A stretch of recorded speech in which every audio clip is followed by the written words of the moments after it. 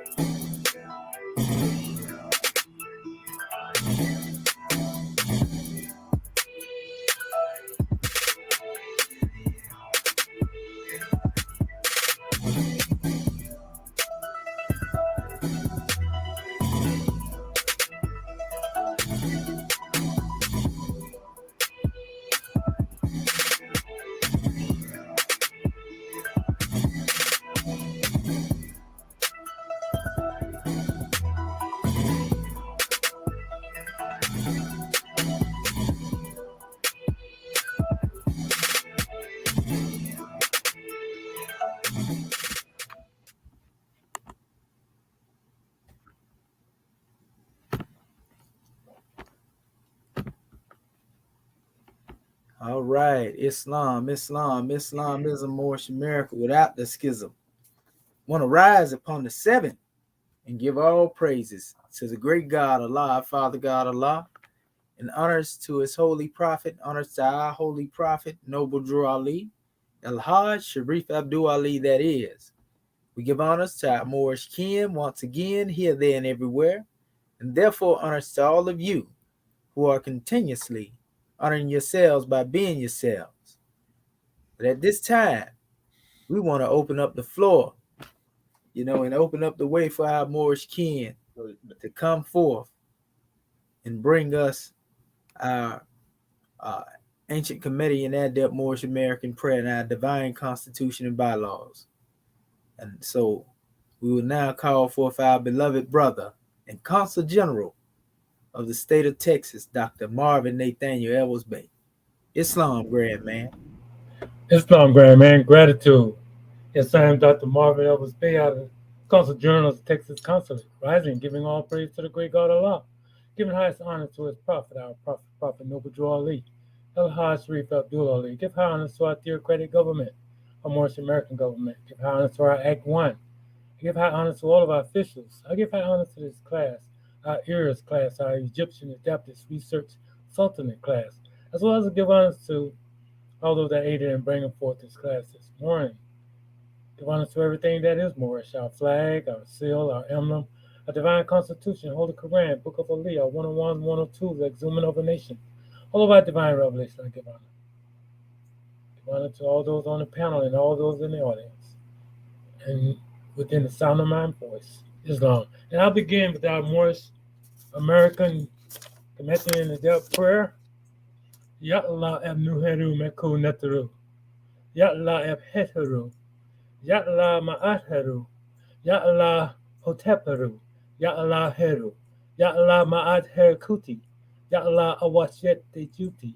Ya Allah petem sutek petem heru. Ya Allah bamaduti. Allah has this way up to Ali. Amen. Hallelujah. Hallelujah. Hallelujah. In transliteration, O Allah, the Father of the universe. O Allah, the Father of love. O Allah, the Spirit of truth. O Allah, the Spirit of peace. O Allah, the Spirit of freedom. O Allah, the Spirit of justice. O Allah, you are my protector. O Allah, you are my guide. O Allah, you are my salvation by night and by day. O Allah, through your holy prophet, Drew Ali. Amen. Holy Issa. Holy Issa. Holy Issa. And I'll begin with our divine Constitution of Moorish America. Salvation, our God, unity. Act 1. The Grand Sheik and the Chairman of Moorish America are in power to make law and enforce laws with the assistance of the Prophet and the Grand Body of Moorish America.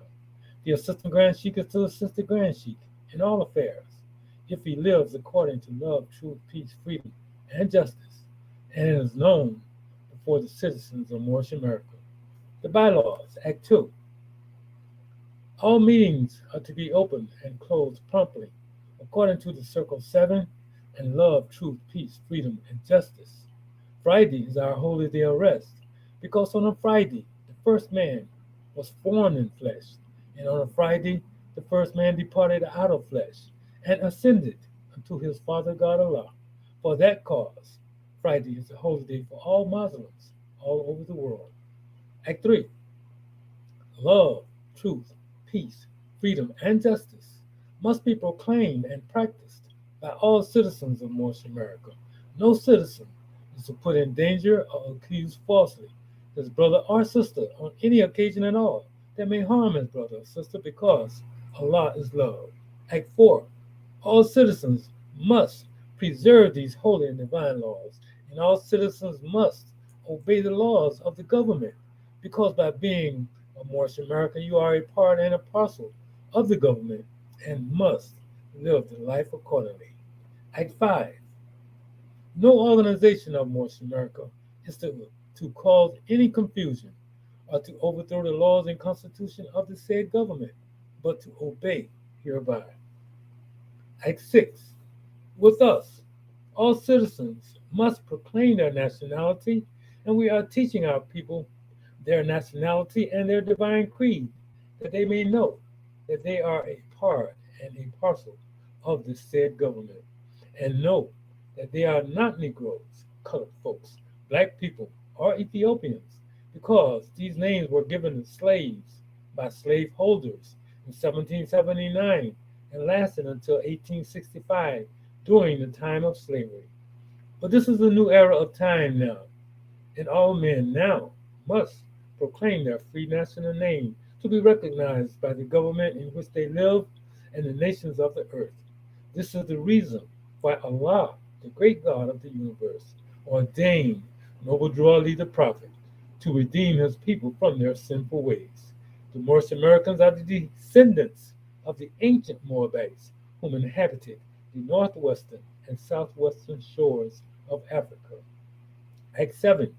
All citizens must promptly attend their meetings and become a part and a parcel of all uplifting nights of the Moorish America. Moorish America must pay their dues and keep in line with all necessities of Moorish America, and then you are entitled to the name of faithful husband. You must support your wife and children. Wife, you must obey your husband and take care of your children and look after the duties of the household, of your household. Sons and daughters must obey father and mother and be industrious and become a part of the uplifting of fallen humanity. All Moorish Americans must keep their hearts and minds pure with love and their bodies clean with water. This divine covenant is from your holy prophet, Noble Drew Ali, through the guidance of his Father God Allah. Prophet Noble Drew Ali, peace and blessing be upon him, founding father and framer of the divine constitution and bylaws of Moorish America. And now I hand this over to our National Grand Secretary of State of South Carolina, Dr. Dindra Ania Kurtabe. Islam. I am Dr. Dindra Ania Kurtabe. But first, let me rise and give praises to our great God Allah. I give honors to our holy prophet, Noble Drew Ali.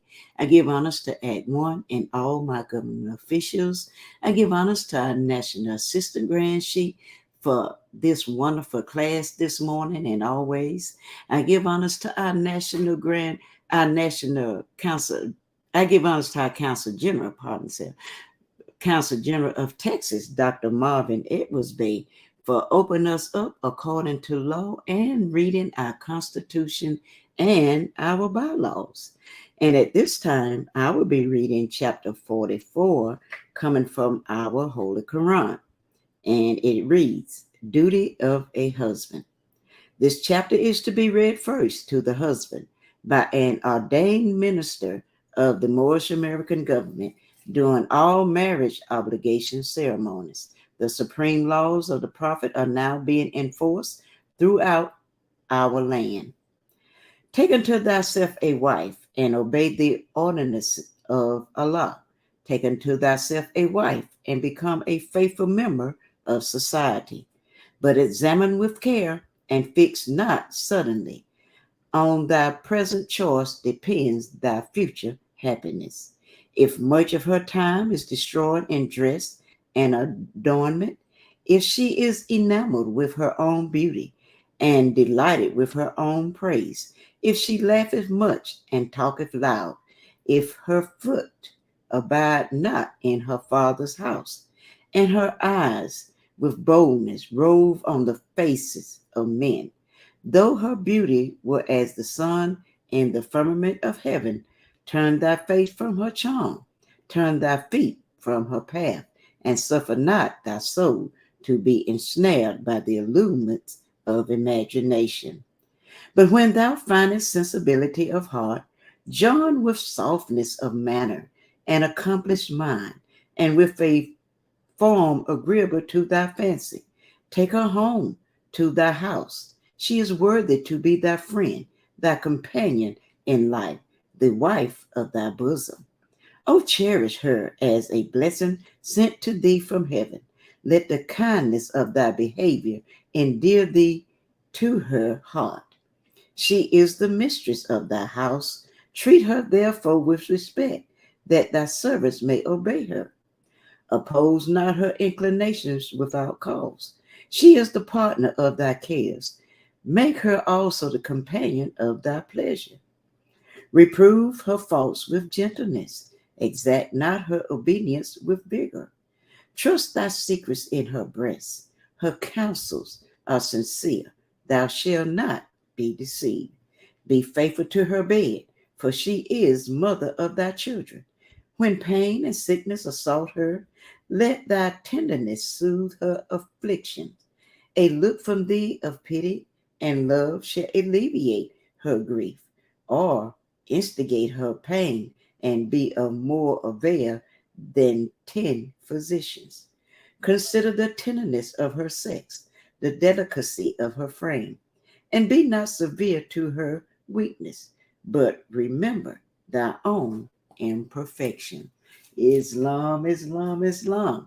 We will now turn the class back over to our National Assistant Grand Chief, Dr. Sadu Ameti El Mahedja Sepsuel. Islam, are you there, National Assistant Grand Chief? Islamism is close as a love thought. Islam, you got the floor. Gratitude. Islamism without the schism. Praise be to Allah. Islam, Islam, Islam, Moorish America. Want to rise upon the seventh and give all praises to the great God Allah, our Father God Allah, and honors to his holy prophet, honors to our holy prophet, Noble Drew Ali, El Hajj Sharif Abdul Ali, that is. We give honors to our Moorish kin once again, here, there, and everywhere, and therefore honors to all of you who are continuously honoring yourselves by being yourselves. I want to welcome you to another Egyptian Adeptus Research Sultanate session, and I'm your host instructor, Dr. Shahid Imani Amohadi Shabazz El, and my ancient Comedian high name being the same as Dr. Shabazz, subhanAllah, Dr. Shahid Shabazz El Par itself. I gave you my high name first, but that's all right. But you know who I am.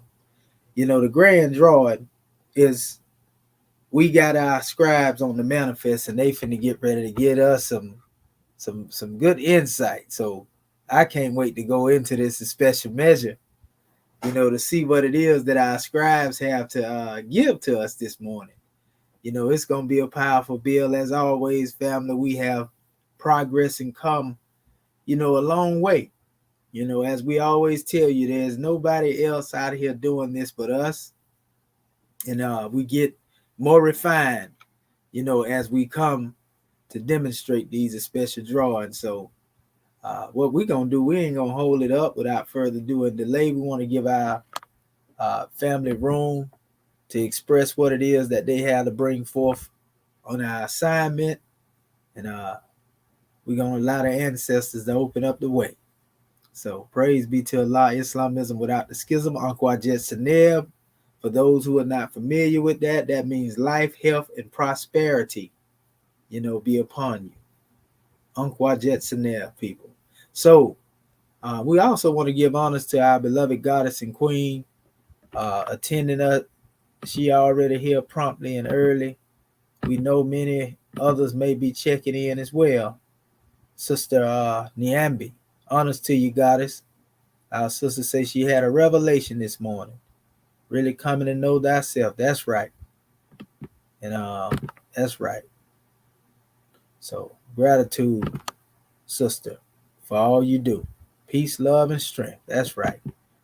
So, all right, at this time, we're going to call forth the scribes, the skillful scribes of Moorish America, so that we can get this grand drawing. All right, now. So, Islam. Islamism, Sister Curta Bay. What is it that you had to bring forth? Islam. I guess I go first because I'll be a little. I'll go ahead on and pull my things up first before I start sharing with you all what I've done. Let me make sure I know how to do all of this. Let's see, say entire screen. Then say share. Okay, and let me pull this up first.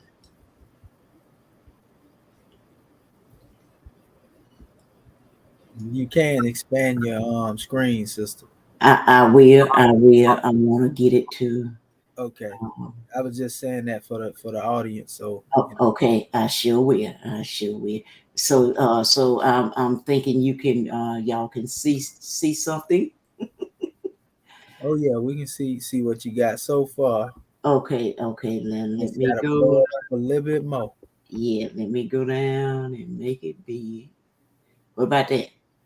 Okay, Islam. Islam. Whew. All right, family. Our assignment was to use the Poe document to better familiarize yourself with the biliteral and triliteral heredograms.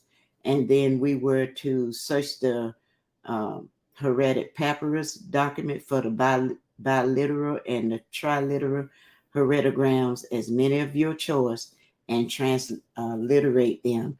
And what I did is reason I had to come up. I went to the second papyrus that you sent out, but also and then I went back to the first one, so I kind of got them out of order. So this was the first papyrus here that we had our assignment on. And what I did, and I don't know if I did it right, and what I did is I went through the papyri and just looking for what I thought after reading some of Poe and trying to understand about the bilaterals and the trilaterals. And you didn't tell us to do anything about the determinative, but I know I need to know the difference between the determinative and the bilateral and the trilateral alphabets. So I went through this papyrus here. This is it here. And these are the things you told us to go to Poe and get our information. And when I went to Poe, I didn't see a whole lot, but this is what I saw right here. And as you know, I'm going to stroll down. This is what I got from Poe. And as you know, that sign right there, let me go back. This represents the house, and it represents PR, as you can see right here. This coming from the Poe document, the shipwreck sailor document. And as you can see the resemblance, I hope y'all can. You see the resemblance there. So I said that represents the PR, because it looked like and this is the little symbol, the PR, and it means house. And if I was to try to transliterate that, I would per, uh, per. That's the way I would do it. But anyway, Islam, and I saw this, and I didn't know if the rules. I remember when we first started, Dr. Shaheed, we said how different ones be writing the alphabets and stuff, and they may slant it a little bit, and so right here, this one right here, it once I looked at it, I couldn't find anything else in the post. So I say maybe they wrote it like kind of laying down versus standing up like this one. So I got a question about this one. But if I'm right, then that would be the SW. And SW, they say the SWT plant. A sage characteristics of Upper Egypt. And if I was to try to transliterate that, that would be SEW. Su. And I know we usually put the E, we can put the alphabets, but they say usually put the E in there. So that would be SEW. And that's the reason I picked that one. And this one right here, that was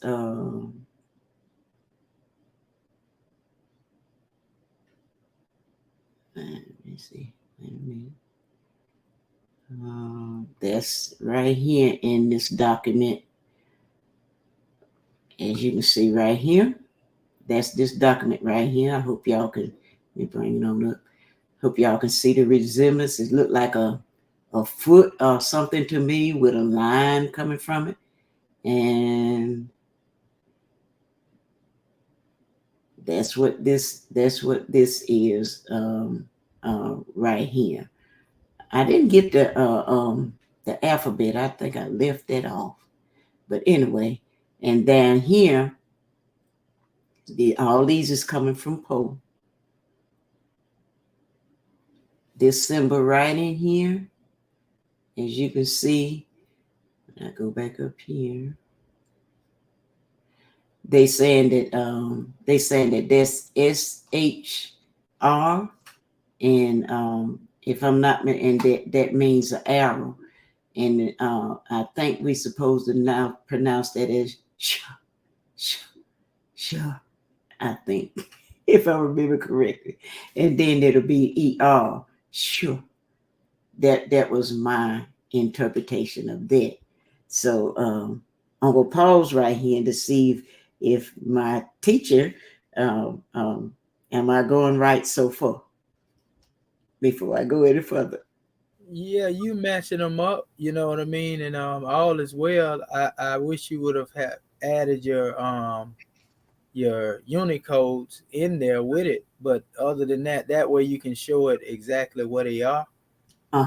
But it's nothing wrong with what you done. I can see you matching and you pulling that out of there. And Okay. actually, I thought I had sent 2 documents. I don't know if they got to y'all, but if not, all is well. It was actually nothing. You already had the Poe document, so that's good. Yeah. But one was actually the hieratic papyri. But Mhm. any hieratic papyri really could do. So Uh-huh. that's no big deal on that either. So you went straight from the Poe document itself, and nothing wrong with that. So that was Yeah. not bad, because I actually thought I had sent, 2 documents out, in support with the email. You sent the I think it was the you sent the poll, and then you sent this right here. So you did get the 2 documents I sent. Yeah, I got the different papers. This is the first one. So that did come from it. Right. Okay. And then the other attachment was Poe. Okay. Gotcha. Yeah. I was trying to make sure I had sent it to you. I mean, like I said, you could have went from either one. Uh-huh. Send it there so you can just pick some just random, whatever you did. And you're doing good, by the way. Like I say, it would be even greater if you could have pulled a Unicode like we normally do, but that's okay. You identified the bilaterals and trilaterals, so that's Yeah. what I'm looking for. And then too, that's what I did because you say do as many as we could. Yeah. And I went Go ahead.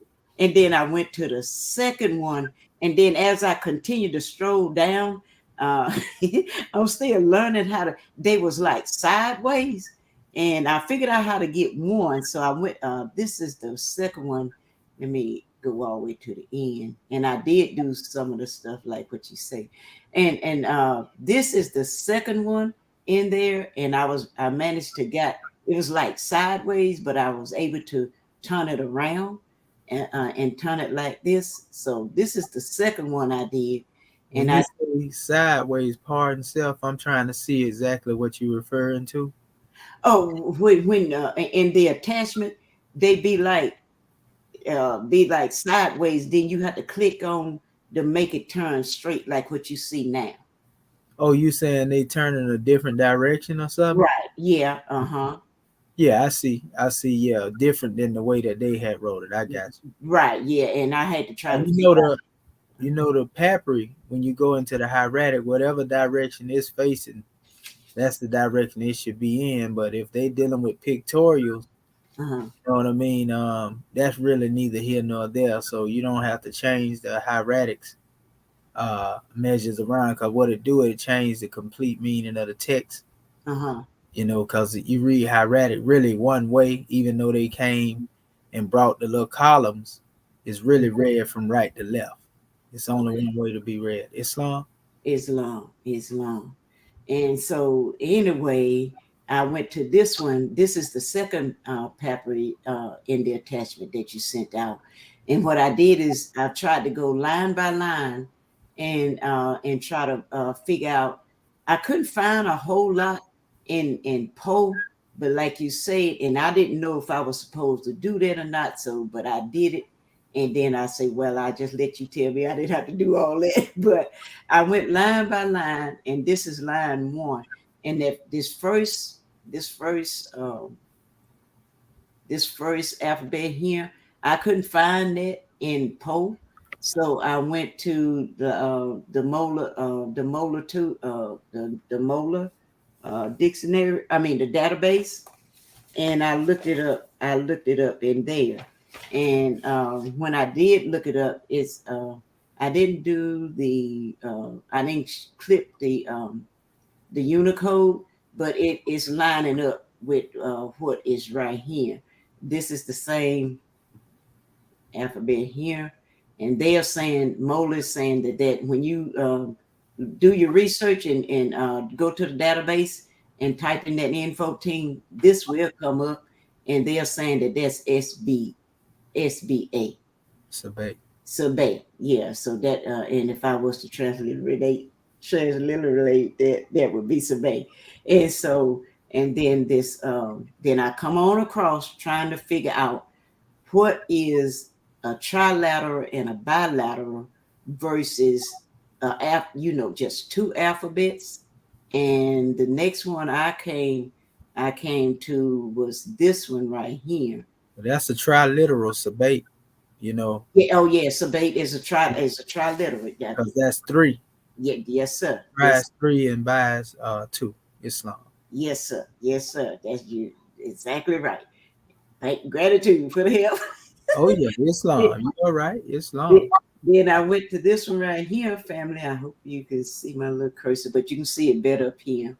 That's bilateral. I say when I looked it up in the Unicode, they saying that that's a NT, so I call that the bilateral, the two alphabet with the two alphabets, and that's what I said that was, and it was lining up with the database, so I went with that. And then the next one, I kept going across that line, trying to figure out, because looking at, when you look at these alphabets and different little alphabets and things, I felt like if it's going to be a bilateral or a trilateral, all of it had to be hooked together, not separated. Because to me, if it's separated, I just felt like, and Dr. Shahi, you can hit me if I'm wrong. I felt like when I'm looking for the bilateral and the trilateral, it had to be hooked all together like this was right here.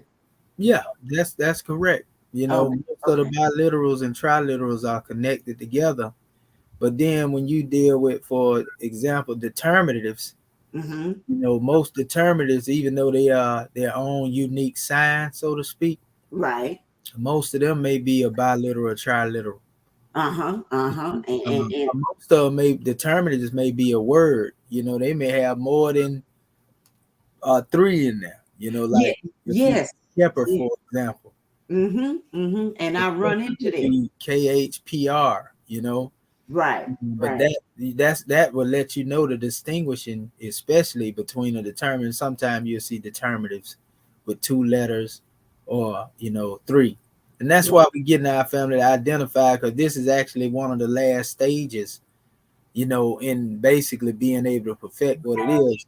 You know, since we already identify the actual determinants, or what we like to call indicators, we Mhm. can pick them out, and it's just really training the eye so that when we see two signs together, which we may identify those signs, you know, separately already, but Right, we see them together, we know, okay, if that's two, then that's a triliteral. You know, right. and then some of them you may have to look deeper into hmm based upon the way they are, and then you will see the triliteral so as well. So Okay, and most okay. of the time you're gonna see that most definitely in the determinatives. Islam. Triliterals will be actually determinatives, you know, and here and there you'll find mostly your biliterals where you can actually see this distinguishingly, you know, Right. they are together. Go ahead, sister. Islam. So, like I said, I left off on that one. And like I said, I went through this line just trying to identify what I thought was in the a bilateral or trilateral. And next one I came to, in the I didn't do anything with this one. Um, I looked at it and I couldn't. I think that was a determinative, and that's why I didn't say anything. But my family can help me out, and teaching you can help me out too. But that's why I skipped over that one and went to this, and the question I have about this one, when I was reading in Shipwreck Sailor, when I looked this up, I did a Unicode. This is a bilateral. They saying that that's that T. The, uh, I forget Actually, T, and that's actually more like a T and a J. T and a J. Okay. But they got a T. They had a T and an A when I looked Like it up. check, check, check, Yeah, check. yeah. That Yeah, would be it's, the yeah. you know, I mean, that's how some people would do it. Uh-huh. Some people, you know, would probably just put T and A, so it's no big deal. Okay. But my question is, when I was I thought that Poe said that, like if you had a like a bird, face of a man, somebody in front of that would be a determinative. So my question is that a determinative, or am I correct in saying that that is a bilateral? You say something will be in front of which portion you referring to, sister? Like they got the bird, I mean the Right. little bitty in front of him. And I Right. thought I read something where he say if you have something like this, that would be a determinative, but they ain't saying it right here. Yeah, yeah. I mean, it will be a determinative. You don't have to put it. It don't in certain areas.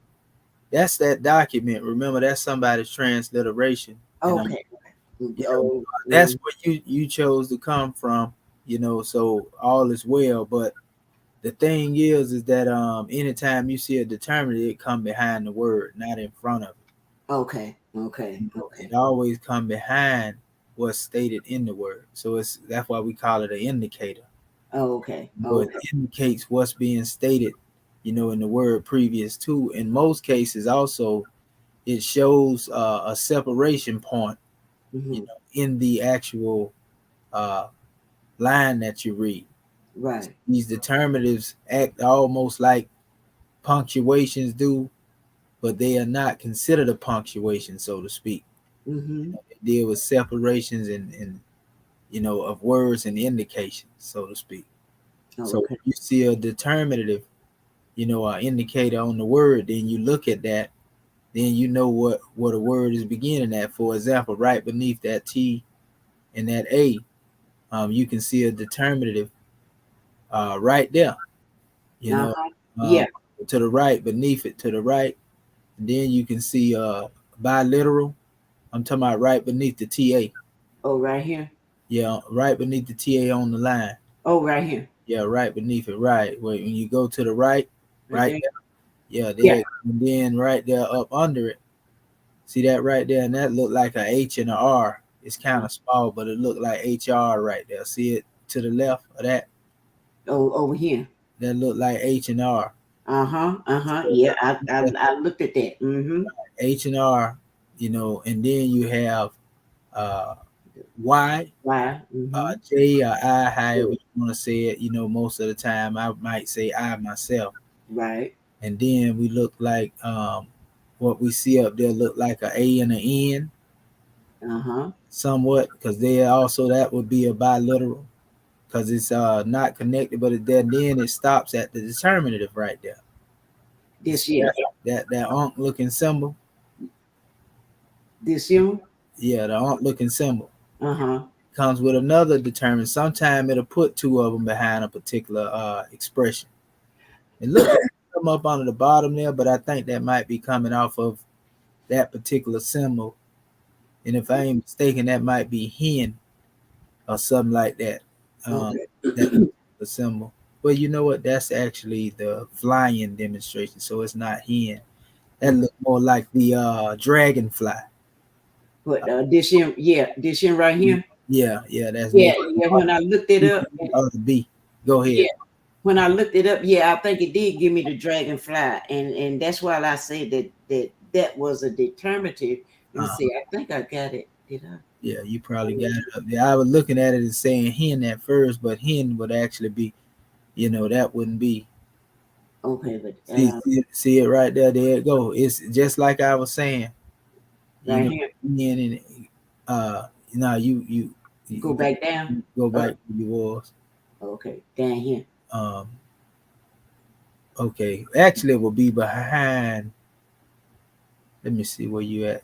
You got that from the front. Scroll. That's the only thing so you just selected what you put up there. Did you select the line that I just transliterated? This is line one. I did do line two. Okay, so you didn't go to as far as what I was just talking about. Right. I hadn't got that. I hadn't Okay, got that yet. I got you. Okay, Okay. it's all right. It's all right. But it's just giving you an idea on how to identify it. Just Okay. like how I was able to see right there by my eye, Mm-hmm. what's being put out there. Like I say, the more we able to identify with these particular rules, the easier it is to be able to transliterate. Okay. Can you see my cursor there? Now you say that is a bilateral. Where is that? You got to move it around. Can you see it? Yeah, that would be more like a bilateral because they stacked on top of each other. And that's why I looked at that, and then I say, well, no, I ain't gonna pick that one because it wasn't connected. So that's why I didn't Even pick though it they up. ain't connected, it still would be such because you got to think another rule of identification. We say, well, okay, well, is that a single letter? When I Okay. say a single letter, I'm talking about if you normally do, an alphabet that look like that. See, that's a dead giveaway. We already know it's like 25 alphabets. Right. So Right. if it's not an alphabet that look like that, and Uh-huh. you see them stacked on top of each other, then most definitely that's a indication that is a biliteral. Oh. If it's three together, a triliteral. You know what I mean? Uh-huh. Okay. Okay. Okay. I didn't know that little rule because I was looking for all of them to be connected some kind of way. And Yeah, then if it wasn't connected, then I would say, well, no, that's not one. yeah, And yeah. Yeah. So Yeah, it's one we went over in the past, but it's all good because once we keep doing these exercises, mm-hmm. We'll be able to better identify with them. So that's Yes. all you have to do is like the more you are able to isolate the original alphabets, the 25 alphabets, Uh-huh. you'll be able to see, okay, this is not an alphabet, so it's either got to be an indicator, which consists of words, Right. primitives, and they may have a whole bunch of letters, or based upon the structure of the word, like you see one upon the other, just like I showed you the HR over there, Uh-huh. beneath the T and the A, you automatically know, okay, well, that's a biliteral as well, even though that they are connected to each other. You see what I'm saying? Oh, okay. Okay. Yeah, I think I skipped over that one too. Mm-hmm. Yeah, whether connected or not connected, that's not a single alphabet. Oh, okay. You see Okay. what I'm saying? So Yeah. it's a dead giveaway. Okay, so either it's got to be 2 or 3 based upon how many stacked on top of each other. You Oh, see what I'm saying? mm-hmm. Okay. Okay. Islam. It's, Islam. Well, moving right along. yeah, like those right there. You Yeah. can automatically see the P and the T there. Uh-huh. And Uh-huh. from the way that they putting it out there. Yeah. And I had a question mark that was the one I had a question mark, a question about. I didn't know if that was a determinative or was that a trilateral? That's gonna be a trilateral? Well, there's a determinative in there, and it's a triliteral. Because that Oh, symbol up top, yeah, it goes into the hetepu. See the 3 right there. It's letting you know the 3 there, and then it's got the T and the P isolated from the HTP. uh-huh. So the HTP is actually showing the top portion, that symbol that's on the top. Uh-huh. Yeah, it's This long. here? The little symbol, yeah, right there on the top. Yeah, this year. Which Yeah. is they bringing out that way, and I can beg the differ between the way they look. Yeah. That they don't look exactly alike, but we see what's going on. We know how they do it, and we know some of the errors in the way that they do that. But Right. the top portion would represent Hetep, Okay. you know, and, Yeah. Okay. and then you have where it actually has Tepu, Tepu. Right. Tep, Right. or Tep Tepu. Okay. Yeah. Islam. And that's what that, yeah, as you can see, I tried to put my little question mark in there. Some people might say Hotep Tep. Hotep tip, okay. There's Because I was trying to put the e's in there, and that's what I come up with Hotep, but I didn't do the tip, TEP. Hotep tip. You may even be able to just say Hetep because we know the indicator is there indicating what's being said as well. So I Right. mean, it's based on how you demonstrate it. It really ain't no right and wrong from that aspect. Okay. It's just really identified, the sign. So when you see them again, you know what's being stated. Islam. Islam. And then I kept going across that line, family. And this is right. What is it? Where's my alphabet? Where am I at? Okay. Let me see. Right here. The next one I went to, I think it's this one. Yeah, I say that look like that. It ain't dark in, it ain't dark, but they were saying I call that a bilateral, and they were saying that was the ANH. That would be a triliteral. I mean, triliteral. I'm sorry. Yeah, that'll be the triliteral, and to try to pronounce that, I yeah, and you got the right there, Right. and so that's what I come up with that one, Mm. and then as I went on in this line, they say this right here. I don't know if y'all can see my cursor. This is they saying that this is an NH at the end of that line up here. You can see they look the same. And then when I did the Unicode, they say that's the NH. And is that the soft H, Dr. Shahid? Yeah, Yeah, nah. yeah. Uh, And so that's what I come up with that one. At the end of that line is the NH. And I went to the second line in that papyri. Um, I didn't. I started. I looked at this, and I knew that was a. I was saying that was a trilateral, bilateral, but I couldn't find it and pull all my other lessons. So you, I just you pulled up D46 in I, the folder tool. I didn't the D46 it comes over here to right here. That's jet. Right Well, here. jet.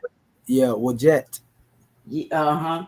That's what that is. Well, jet. That's Oh, that's okay. what it's stating basically. Because remember, Right. the serpent itself is a symbol of a jet.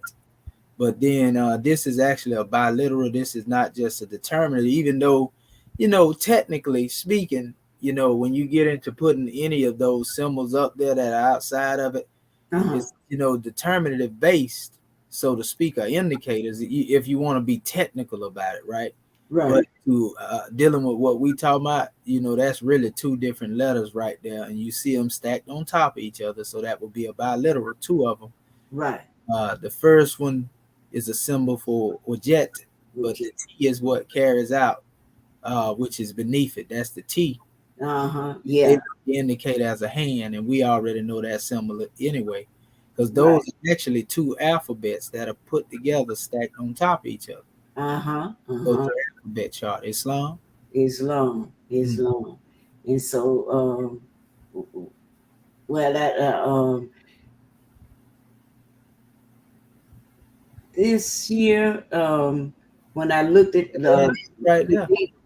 the D46, and that's what I had a question about because they said when I did the Unicode, they saying that that's DD. Yeah, but if you open it up real quick, scroll it, open it up real quick, like Uh, make it bigger is what I'm saying. oh, let me go bigger. Let me see. You see it now? You got it, yeah. And you see the line up on it right there. Under the D, Yeah, that always is the jet. With jet. jet, you Oh, see, okay, okay, with jet. jet. Yeah. Yeah, even though the D there, remember it's interchangeable with the T. Oh, yeah, yeah. Sound shifting. Exactly. You can say with jet with a D, and it's still gonna give that T sound as well. So Okay. depending on what dictionary, some people gonna put the D there, some people gonna put the T there. Oh, okay. So it's all on where you going at with it. But like I said, it's with jet. With jet. Okay. That serpent is a dead giveaway because the serpent is a symbol of a jet. Right. Yeah. See? Okay, yeah. Okay. All right. Well, and that's where I'm at. And then the next two symbols is right. Right here, Jetty. jetty. Yeah, and they say that that's the. I say that jetty, like you said, that's a trilateral. That's right, because it's three letters, right? Yes.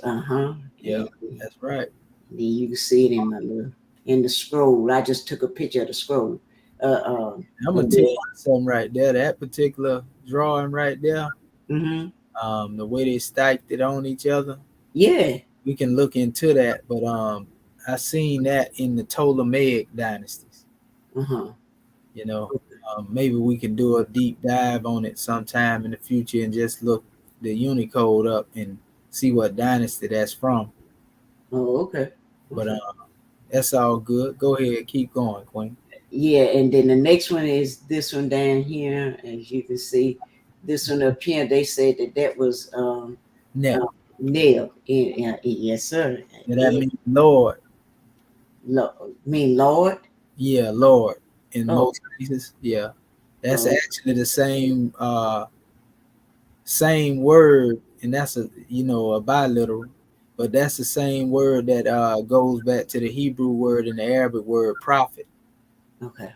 Because if you go into those words, they'll go into them explaining deeper. Lord or master, master teacher, if you will, Right. one that is Lord over something. Go ahead. Okay. And then the next one I did was uh, this one right here, which would be the scarab beetle. Kepler. That's the one I was talking about earlier. Oh, okay. And then that's the Like a triliteral. It is a triliteral, so to speak, as it sees, but it's really um, four letters when you put the K on the front. oh, okay. Okay. KH. Go ahead, Queen. Go ahead. Yeah, yeah. And then when you put to try to put translate it, it would be her, Kepler. Kepler. oh, because we got to put the K on there. Yeah. Okay, Kepler. You see that little sign? That's a hard expression of a H. That little look like an arrow pointing down up under. At the bottom. Yeah, okay, okay. That's And I right. got to get used to my sounds. Them little different little. If it's Yeah. a dot, a long line, or a little curve like this, I got to get used to that too. And that deal with eternity, creation, and so forth and so on. But what you can do is when you go back to your Poe document, it has those different sounds categorized out. I saw this one in Poe. This one, Poe did have this one.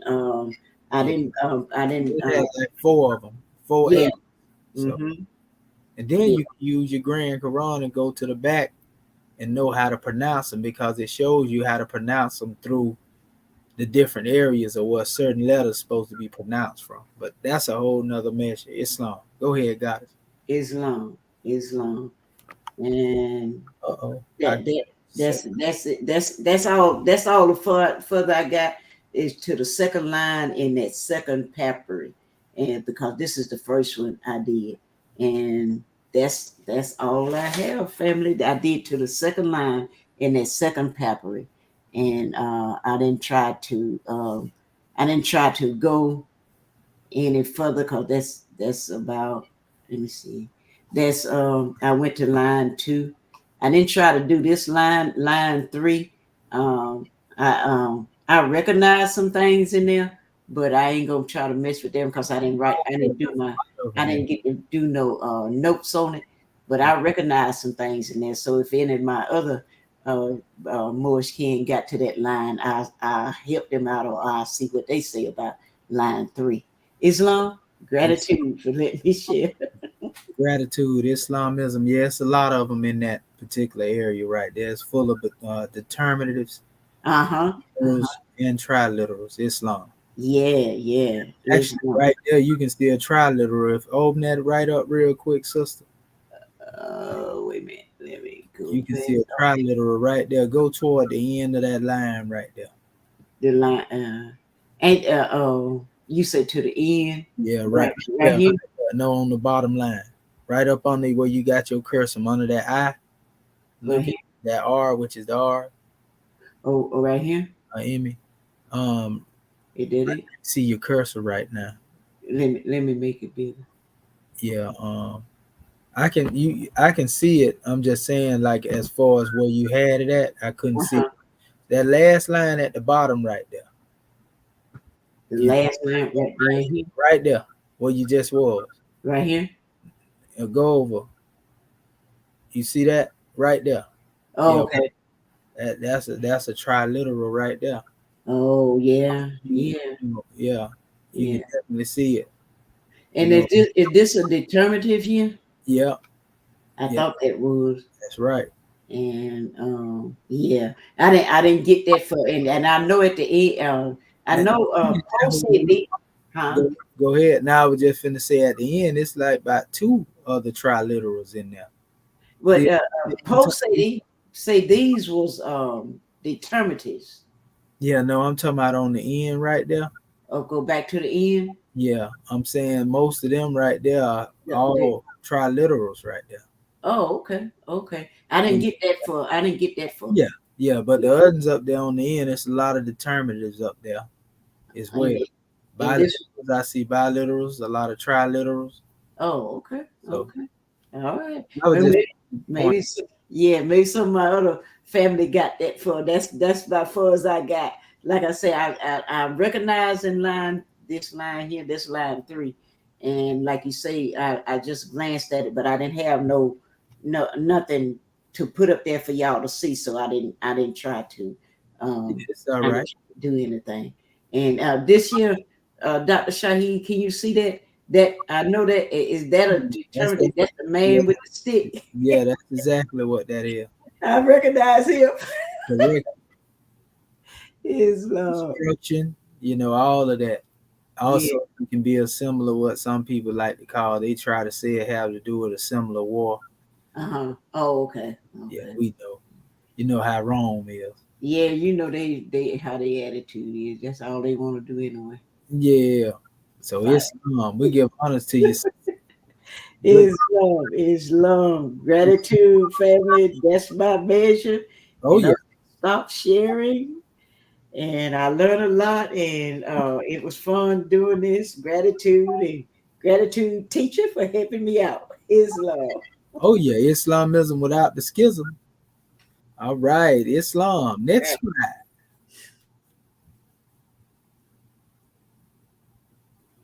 Uh-oh. Islam. Islam. There she go. My Grand National Secretary of State. She said she ain't scared.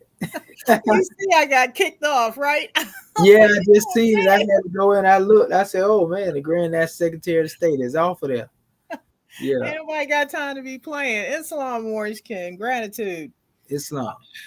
First of all, I want to rise, giving all praises to our Father God Allah, giving honor to our Prophet, Noble Drew Ali, giving honor to our ears class, to our panel, our family online, to Act One, and also to our host, our National Assistant Grand Sheikh of Moorish America, Dr. Shedawa Menti El Mohedded Shep Suel, and to our panel online for opening up our meeting according to law. Great demonstration, Dr. Dendra. I did not go that far. For me, it was a struggle dealing with biliterals and triliterals. So I'm going to present what I have. Can I share my screen?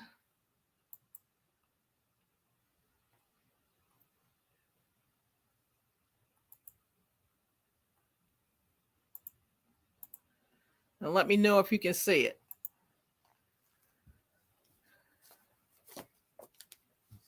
Literal or bilateral? Literal, okay. So I'm Moorish Ken. Can you see? Islam. We can see. I see something. All right, gratitude. Okay, our assignment was our Egyptian Adeptus Research Sultanate assignment. Use the Poe document to better familiarize yourself with the biliteral, triliteral hieratograms. Search the hieratic papyri document for biliteral, triliteral hieratograms, as many of your choice, and transliterate them.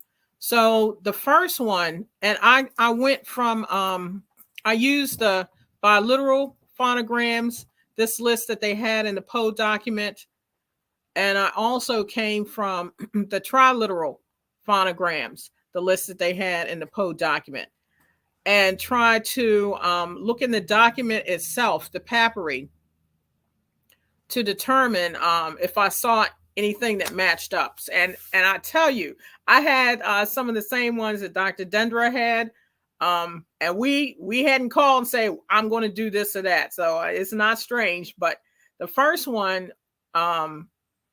I pulled from the papyri that looks like a little arrowhead.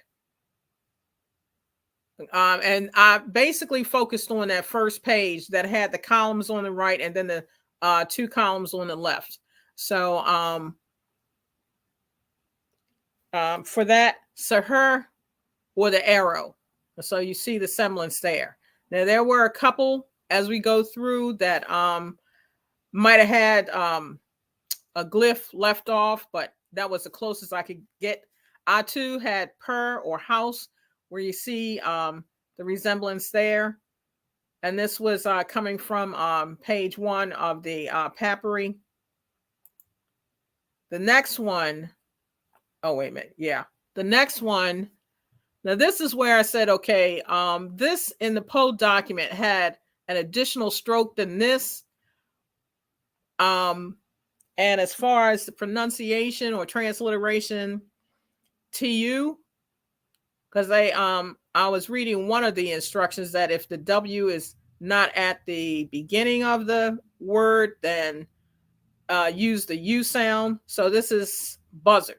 Now, like I said, this one was not quite the same as this, but I went with buzzard. The next one, if you notice, okay, this one is turned around from this, but you see this other little glyph aspect. I did not see that on any of the that page 1 that I was referencing out of the papyri. And it also had the eye shape. So I said ear, which is representative of that eye. But like I said, the one distinguishing thing that I did not see was that other little hook there. And then for this, I had the NT as well, but now it didn't actually have what it was. Okay, and if you notice, I'm going by this one and this one. Now that looks similar. And you can see the letter in there, okay? And it's representative of the NT. So because it had the 2 Unicodes, N35 and X1, I said, all right, well, let me go to, I went to the dictionary. And if you see the N35, which is N, and the X1, which is the T, which we vetted that part. And then I went to the Coup tool. Now it's got the X1 in the category of bread and cakes. And then the N35, they have in the category of sky, earth, and water, or subcategory of water.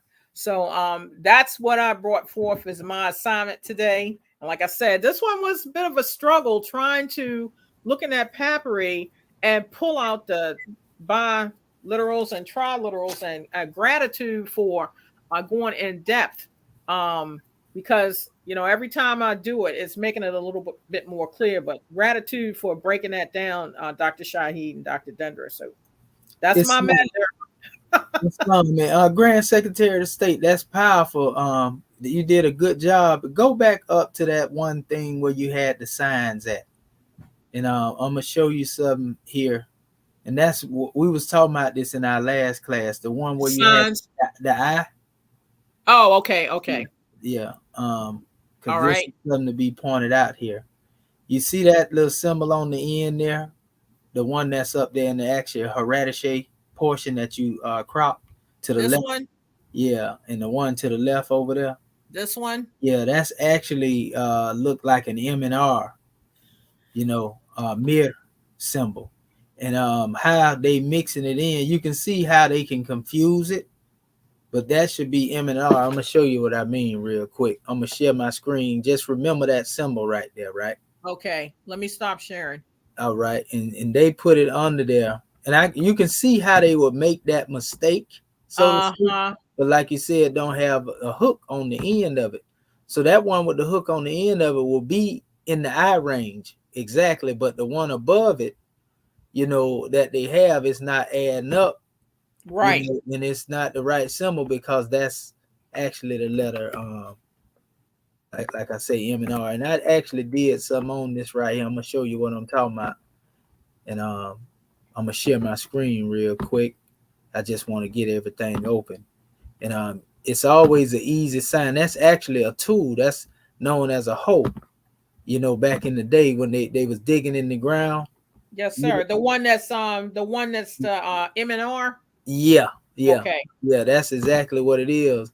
And that's good that you pull that up there, so it give us the ability, you know, to point it out. And I actually demonstrated this when I was talking about the burial plot, you know, that the Masons tried to conjure up and deal with Yehoshua. They was hiding some Egyptian symbols in that demonstration right here. See it there? That's it right Islam. there. Okay. It just, Okay. you know, it's just I have it this way here, you know, based upon that. See the tool right here? Yes. And let me blow it up. You see them all the way Islam. out? Mm-hmm. So they put the wrong thing. That's M&R right there. And Okay. so when you look at that and see how I was able to point this out, what this has to do with it, because I was showing in this Masonic picture here that's supposed to Mm-hmm. have Yehoshua in the cross. You see the star right there. See the cassie tree, right? We know the Yes. Mexican God man is really who there, but it's right down here. You know, Praise Allah. behind that. Mm-hmm. See, people didn't probably catch that. This is actually comedic writing, you know, dealing with the M and the R. So what are you saying? Is it the more that's in the casket? Mm-hmm. You see what I'm saying? Even though that ain't a Mm-hmm. more. But I'm saying though, you have the M and the R here, you know, in this special demonstration. Actually, it's Medu Re, you know, which actually deal with the Father, you know, and we can say, well, this mirror deals with love, you know, or we can say based upon the context that's being used. So that's why you hear me say, well, in ancient Kemet, they referred to Hiram Abiff, you know, the way the Europeans try to say it, it was Heru Ami Abu, the dweller of hearts. So when they kill the love that they have within the hearts of our people, then that becomes a murder of the master builder, because love is the true builder. So we say nearest place we can meet Allah is in the heart. So that has to do with what? You know, the love. Love Mm-hmm. is in the heart. But if you take the love out of the heart, then you can't build a temple of perfected man. Islam. So this is a representation. That's why I said down here, see, one, that first one is mirror. And then Mm-hmm. here together it's showing you mirror, and you see the comma, they're separating them ab. And so that's what that is that they was hiding here in Wait, plain. go back over to the right again. The Mir Ab. Yeah, and I actually have it right Oh, here. okay. Okay. I Okay. Got loaded it. up. So you see, this would be the mirror portion, this would be the ab. These are not tools per se that were used by the Masons. These were tools used by the ancient Egyptians. Mm-hmm. So this is actually the chisel, and this is the hoe. You know, as they call it, it was a digging tool. They call it a digging. See it right here again. Now, what they notice now, if they were picking up obelisks like this, they had to be giants, because we know how Right. big some obelisk is. You know, so we know about that too. But he was basically digging the hole so that they can set them. You see what I'm saying? Yes, sir. And so again, these are tools. This would be the hole, and that's the same symbol that I was showing you on your page. And then this Mm-hmm. would be the chisel. You see? Islam. Yes, And this is sir. ab. So that's just a measure to point out. Gratitude. So, you know, signs and symbols are for conscious mind and men and women to understand them. But like I say, they ain't doing nothing but stealing. But they Right. actually, you know, it's crazy because they talk about this.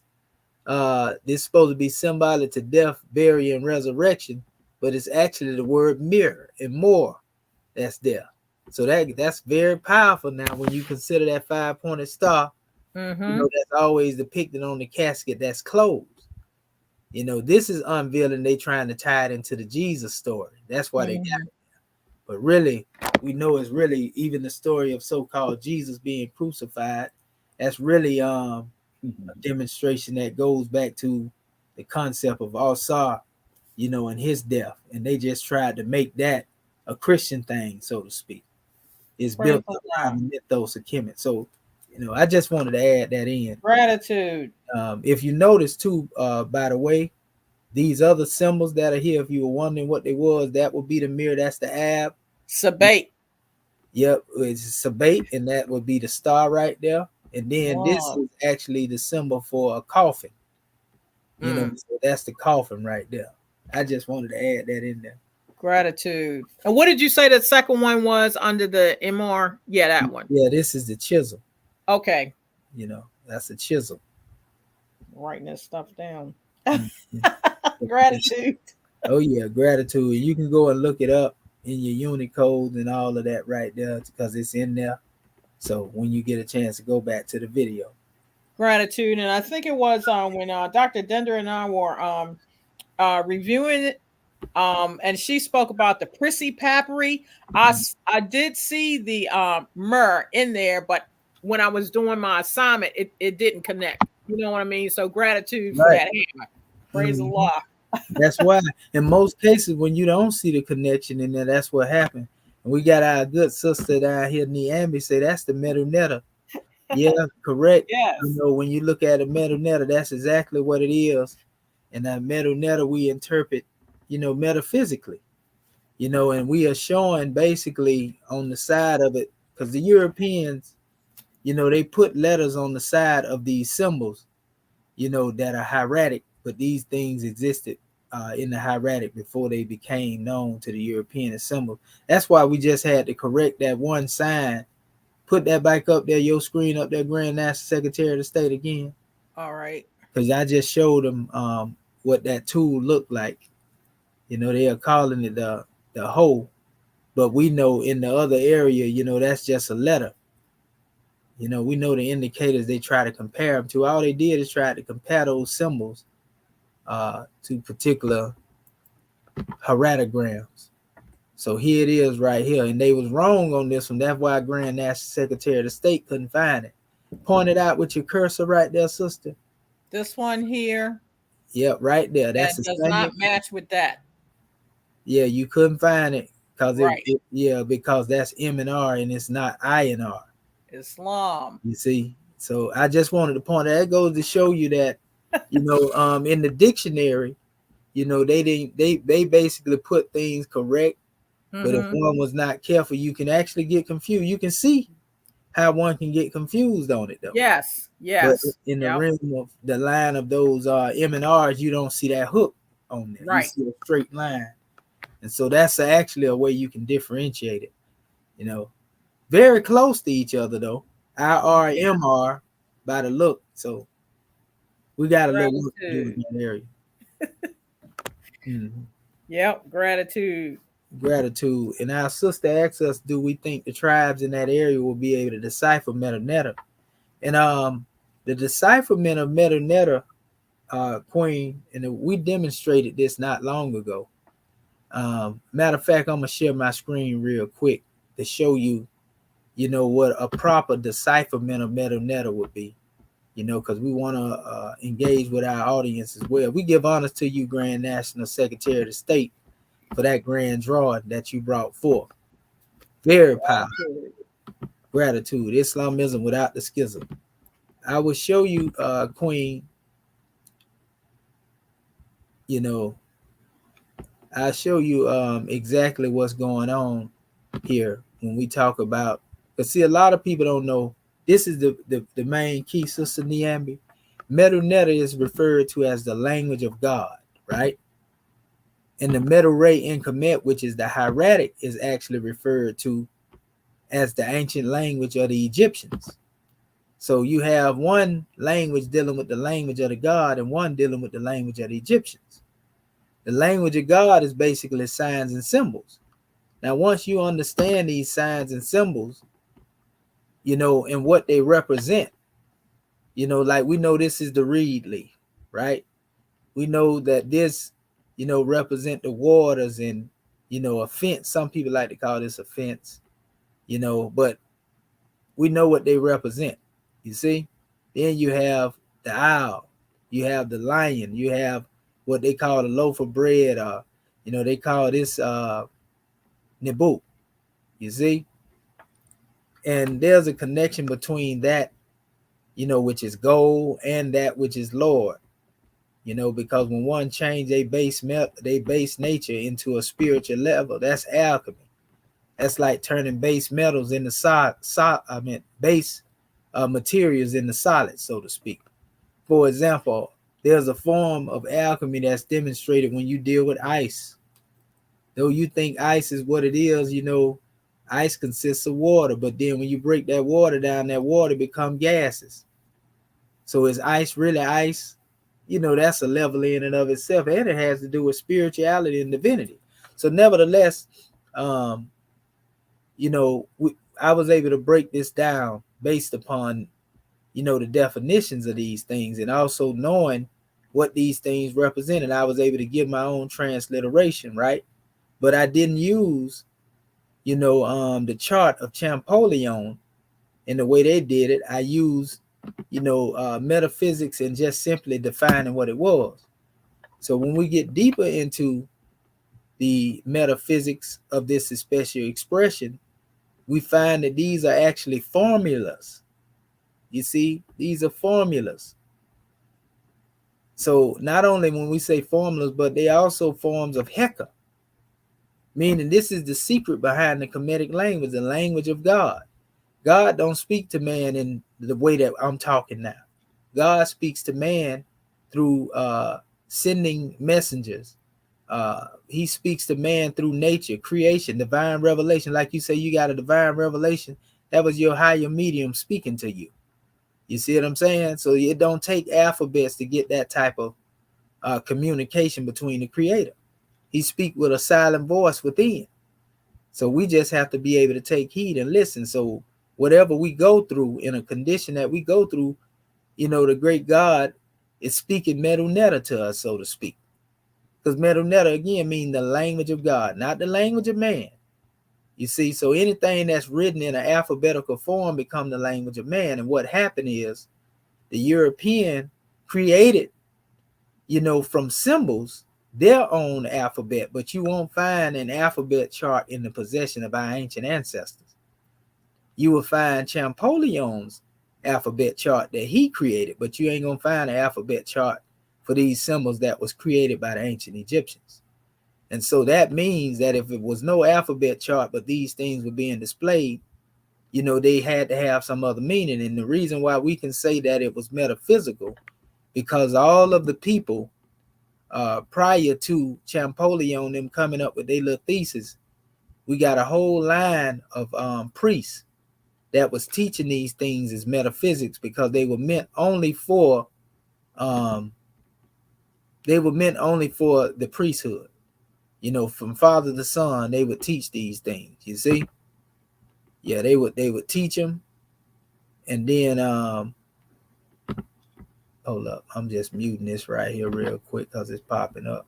Better yet, I don't even have to mute it. I can do it this way. It is what it is. The Moors can see it. So yeah. So what I have here, these what's being stated here. I showed how the R is interchangeable with the letter L. That's why you see Ra and La. So when you say Ra, as they would normally see it, it is actually Allah, right? So then we have Dua.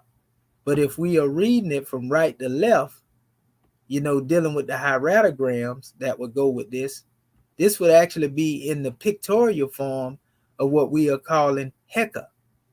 Meaning, if you know anything about meditation and chant mantras, people say, you know what I mean? You can do the same thing with these special expressions.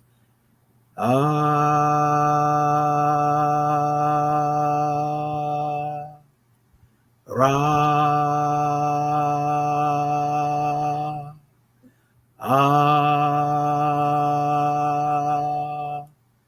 La,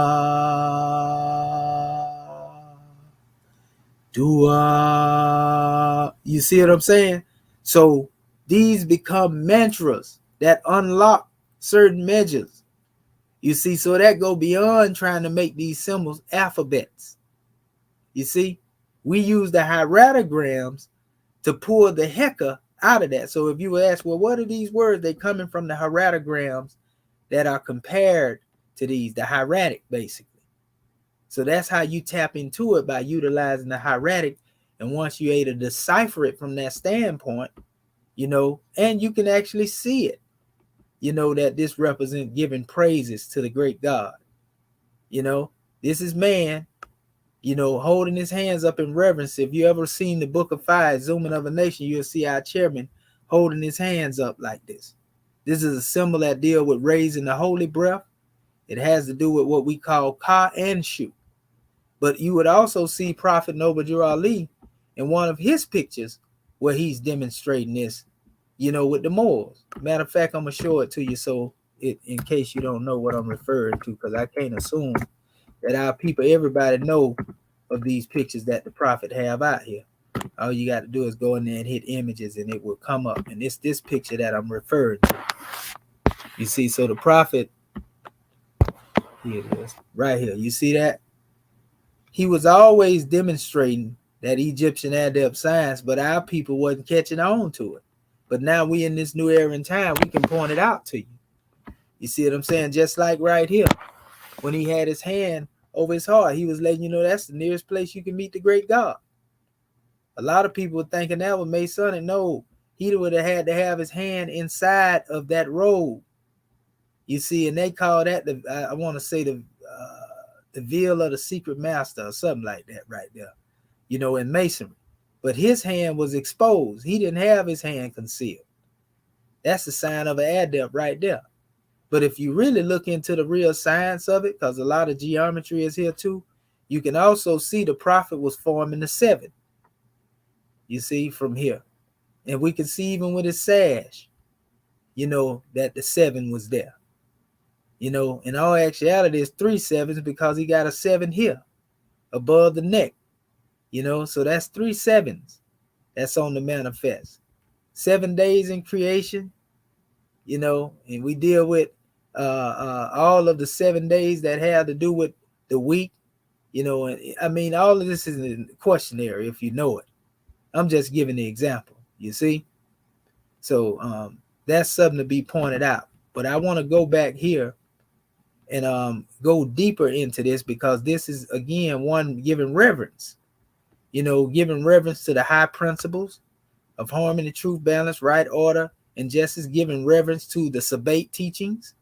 You know, this is the wisdom scroll, you see? So one basically becomes the book. You become the scroll, you see? And so when we come over here, they say, well, this is the open mouth. But this is also a hand that represents the giving aspect. We got a brother that was with Renoka Rashidi in Africa that was saying that this symbol represents Allah. So I really confirmed what the brother said, basically. You know, there's a video on YouTube. I'm gonna probably show it to you in a few minutes. You know, he gonna emphasize that arm representing giving. So this is, you know, the deity, the netter. That's on the manifest. So this is the netter giving. You see, this circle represents the center. You know, if we were looking at it from the Moorish standpoint, this dot would be the 7, and this circle would represent the activity that deal with the 4 quadrants. You see what I'm saying? So this is dealing with creation. This is, you know, they would say this is, the Sufis call it the dot in the middle of the bot, basically. And it deals with the creator bringing all things into existence, him being the center. Scientifically, you know, this would represent the atom. You see, that comes into existence and everything else revolving around it within the universe and so forth and so on. So we can go into all these things if we're dealing with metaphysics, you know, to break it down. Then we see this one that is referred to as Allah here, and we can see all of the science there. Again, that arm is most important because they say this is a representation of a sound that is ah, and then this, which is within the hand, it actually has the eye of Ra on it. It's hard to look at it here, but that's the eye of Ra. So that's where your Ra come from. You see? Or your Allah, because it's interchangeable with it. So when you hear people saying this represents Allah, because you got people try to be disrespectful and say Allah is a moon god because of what he have on his head. You know, but this is actually a headdress that was worn by many deities, masculine and feminine. You know, the Medu Re En Kmt. And so you have people, they got the right idea when they say this is where the concept of Allah come from. But when they try to make it like it's a paganistic demonstration, that's where they are wrong at. And this is what I'm talking about. This is a prime example. Let's see. And I'll show you right here. They got a bunch of them up here. They say ayah, right? And you see they have many different expressions of it here. You know, ayah. You know, this is the origin. But they even going to show you that I was talking about this in one of the drawings. If you notice, they have Elijah. See, Osiris, ayah. But they have Mes, you know, which mostly deal with the children. And then ayah, a child, so to speak. Mes ayah, a child of ayah, child of God. Notice they trying to put moon god ayah there, right? And they see it, that's Heru with it on, Khonshu with it on, you know, also Ta, you know, and then you have Tehuti, which don't have it, but they also have Tehuti with it on too. See how they pronouncing it here? Ayah. And see how they trying to say this is the moon god, how ignorant some people are. And this is just to try to attack the deity of Islam is why they saying this. See what I'm saying? So they would take this symbol right here just because it got a crescent on it, and this here, you know, Allah is the moon god. You know, all that's trying to slander, you know, Allah. You see, slander. This is how they teach.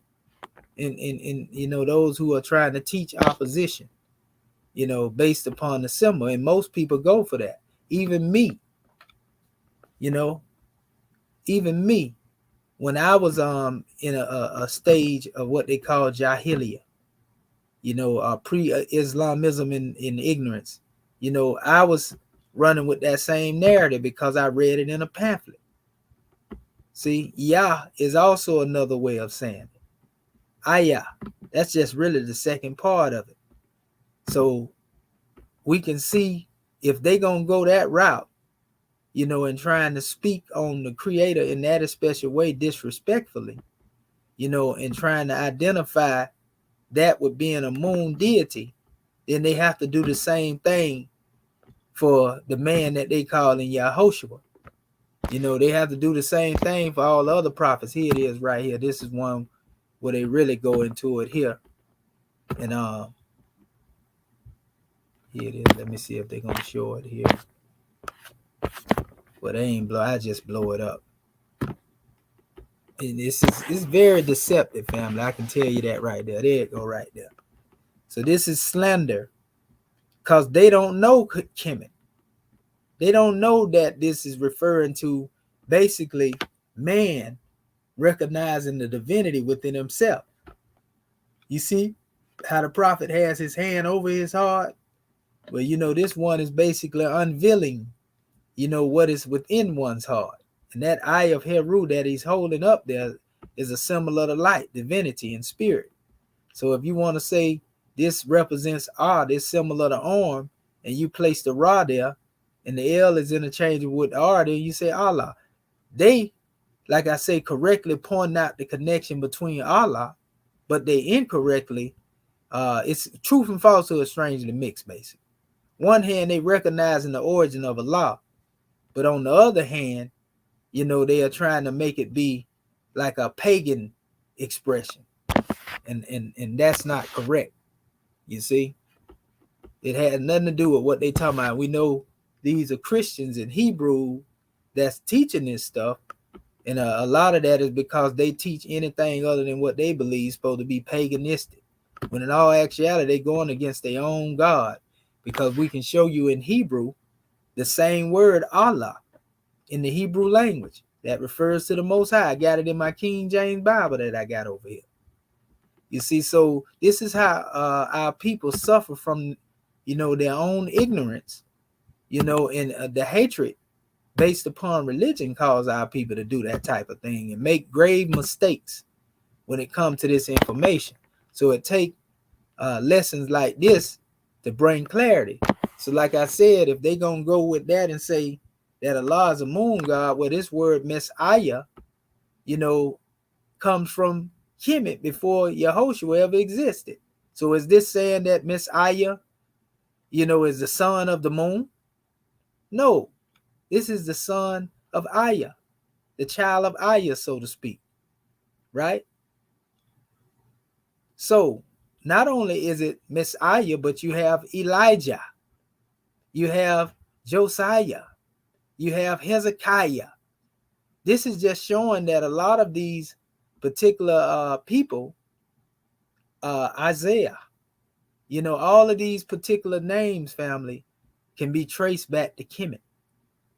Kemet, and that's connected to the name Yah, which is Yahweh. So we got to really do research.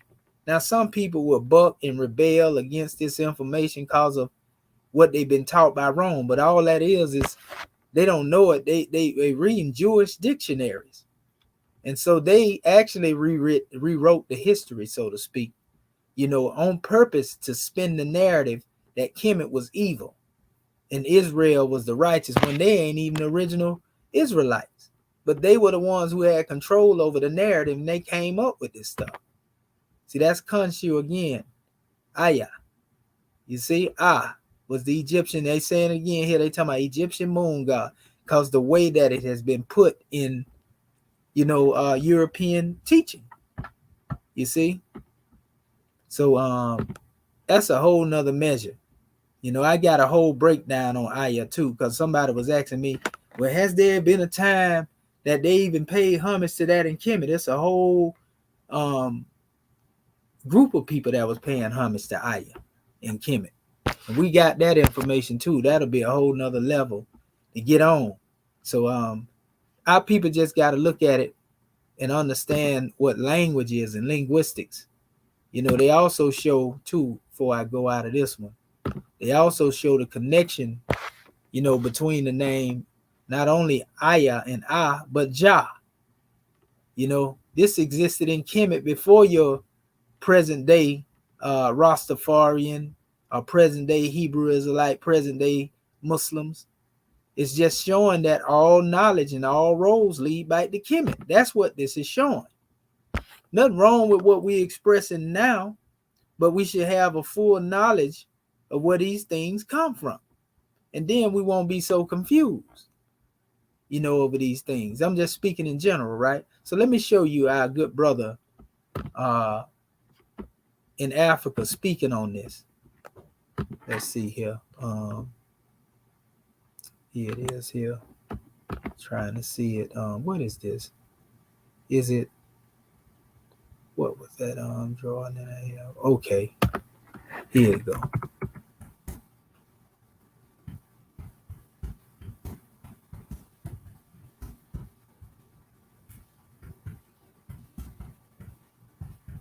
I may have to go to Google if they don't put it right here.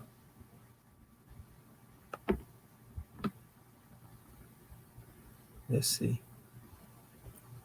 Hold up. Is that it?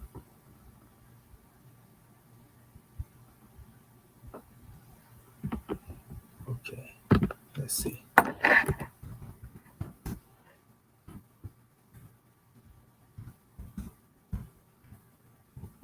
And it'll pull the actual video up. Sometimes you have to go to the greater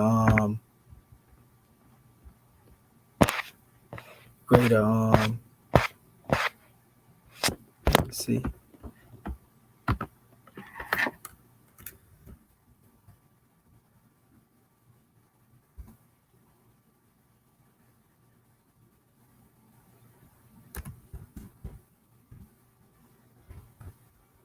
In a minute since I pulled this up.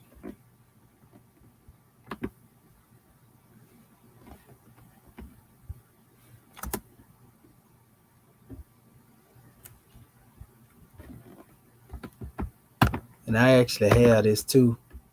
I may even be able better to go to one of my videos and go deep into it, but let me see here.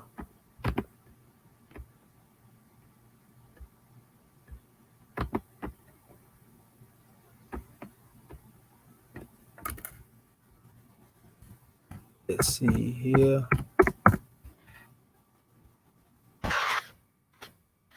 Here you go, right here in the Temple of Ptah. And you know how I always tell y'all that all the teachings of The Arabs, most of them go back to the teachings of Ta. And like our chairman tell you that Hotep mean peace. And that was the original way of life. He tell you that in Exhuman of a Nation, Hotep mean peace. And they call it Islam in, the Arabic, but it's Hotep. Hotepu is still peace. But when you get into the essence of this special drawing and you understand where all these things come from, like I always constantly show y'all, that a lot of this stuff that the Arabs have comes straight from the temple of Ta. I'm talking about from the way that they prostrate, all that was found in that particular area. So it's not a wonder that they came up with what they came up with later. I want to show you this particular drawing here because I always pull it up. And I'm going to go to the video in a second. And also, since I'm there, this is the alphabet that was created by Champollion, too, by the way. For those who are looking, he created this alphabet chart. Prior to this, there is no alphabet chart comparing the Coptic, which he called Greek. These are Coptic letters that he compared to these symbols in order to come forth with his decipherment. But he didn't even teach that based upon his own knowledge. It was actually a Coptic priest that he got this information from. So he just took credit for that information, and the Coptic priests teaching him what they taught him, they wasn't teaching him on the ancient language. That's the way he chose to apply that to the language. And so this is what I was getting ready to show you here.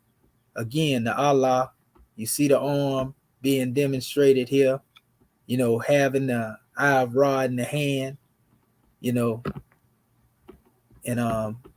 that's not an alphabet, that's referring to a thing. You see, people, places, and things.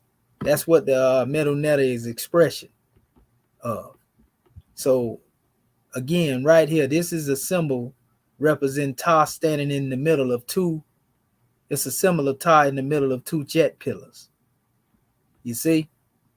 Now, what we find is the Allah glyph right here, right?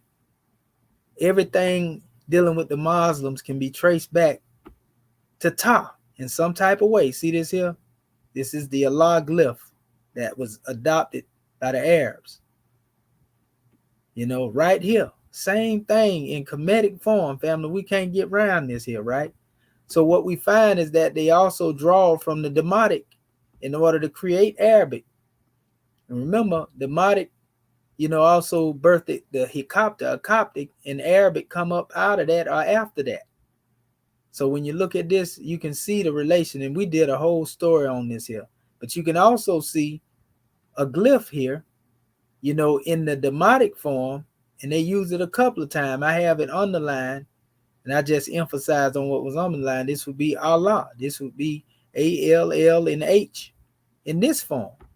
You see, in the Demotic language, family, we can't make this stuff up, but we understand that there are certain words that carry over. And I always emphasize it's important that our people really get this, that it says, this is the arm again with the Ra, the I Ra in it, Ara, or Allah, right?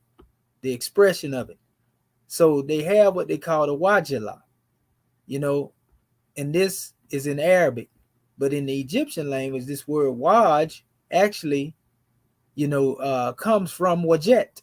We was talking about Wajet a few minutes ago. This is a symbol of Wajet as well. Sometimes you'll see the eye with the serpent together, which is synonymous with what people would call enlightenment, or the Kundalini, the serpent fire. That's why. But so Wajet gave birth, this Egyptian word gave birth to the Arabic word Waj. So if Wajet is the eye of Ra, the eye of Heru, which is the omnipresence of God in man, it should correspond with the word Waj in definition. So Waj, Allah, it means face of Allah. Now notice in the Egyptian, it's the omnipresence of God in man. Waj Allah, and this is coming from the Yusuf Ali translation in his commentary. I didn't write this. He had it there. It say this is the transcendent essence of everything or inner reality of each entity. Wherever you turn, there's the face or reality of Allah. Surah 2, Ayat 115. Our chairman make reference to this in the Exhuming of a Nation. You know, face the most nearest and dearest place. You see? So the turning process, when they be talking about face Mecca, you know, that's just the physical aspect, but there's a spiritual Mecca within us. And so when it says the inner reality, this is the omnipresence of God and man. Yusuf Ali given the key. He didn't come all the way out and say it, but they even take a lot of this stuff out of his book because a lot of Arabs don't honor Yusuf Ali. You see what I'm saying? They say Yusuf Ali is Sufi, which is coming from Egyptian teaching. So it ain't wonder that he brought this here. So this is Wajala, the inner reality. So when it says, no matter whithersoever you face, there's the presence of Allah, that's talking about Allah being present within you. You know, which is the same reason when we speak on Allah and man in reference to dealing with Emmanuel. Emmanuel represents God in man. You see what I'm saying? So it don't matter where you turn, east or west, God is ever present. That's what the Quran say. So we talk about Allah and man. That's the teaching. Man is spirit clothed with soul made in the form of Allah. That's what we teach. When man look into the face of man, he's looking into the face of Allah.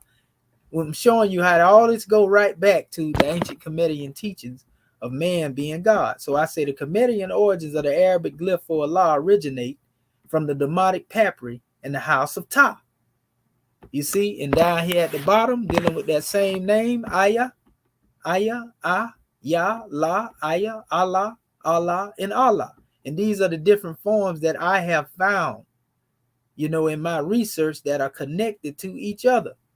You know, like these are the Kemetic roots, you know, but these go into the Arabic and the Hebrew, the Yah and the La. This one also is more in the Arabic and the Hebrew. This one is actually the Egyptian, you know, as well. That's what you're seeing in the Dua law. Then this is actually coming from the Bible, you know, here, and this is Arabic here. And actually right next to this, when I say the other was coming from the Bible, the AHLAH, here it is right here. This is my King James Bible that I had for years. You see this right here, what it says, Eloah the Mighty One, another singular title. It says occurring some 50 times is Eloah. The word derives from Allah. This is a Bible saying this now, which is AHLAH. That's the Hebrew way of spelling it. It's no different between Shalom and Salam. Shalom has a H in it. Salam has SALAM. And it really actually is SLM because that's the root, you know. But here, this is Allah, meaning to worship, to adore, and thus presents God as the one supreme object of worship. And that's the message of Islam, that the great God Allah is one. But when we go into that oneness, we talk about the grand idea that precludes the monotheism, and that means that we are one with God too. So when you see the expression of what I was just saying about Allah and the man holding that eye, that's really symbolic to showing that man is one with the great God through deific will. You see? And so we can, you know, we went over this a few times, like I said, but I'm going to show you the video now. And a lot of people been trying to debunk this video, but the brother Renoka Rashidi, we want to give honors to that good brother, because he was very Afrocentric, but he was an honest brother. He even has a picture in one of his things of Ishmael, you know, in stone in his travels. So for people to go against and say Ishmael didn't exist or these people didn't exist, and the elder done did the groundwork research, they say they honor them, but they rejecting the works of the elders. Here it is right here, though. Listen to this.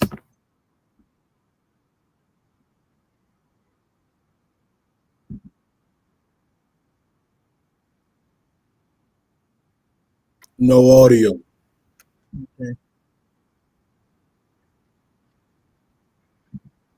Okay. Let's see here. Let's go back out here. And gratitude, brother, for that. Let me go here and I'm going to present it again. Okay. Oh yeah, our sister say, have you heard Medu related to technology? Yes, sir. That's exactly what I be teaching.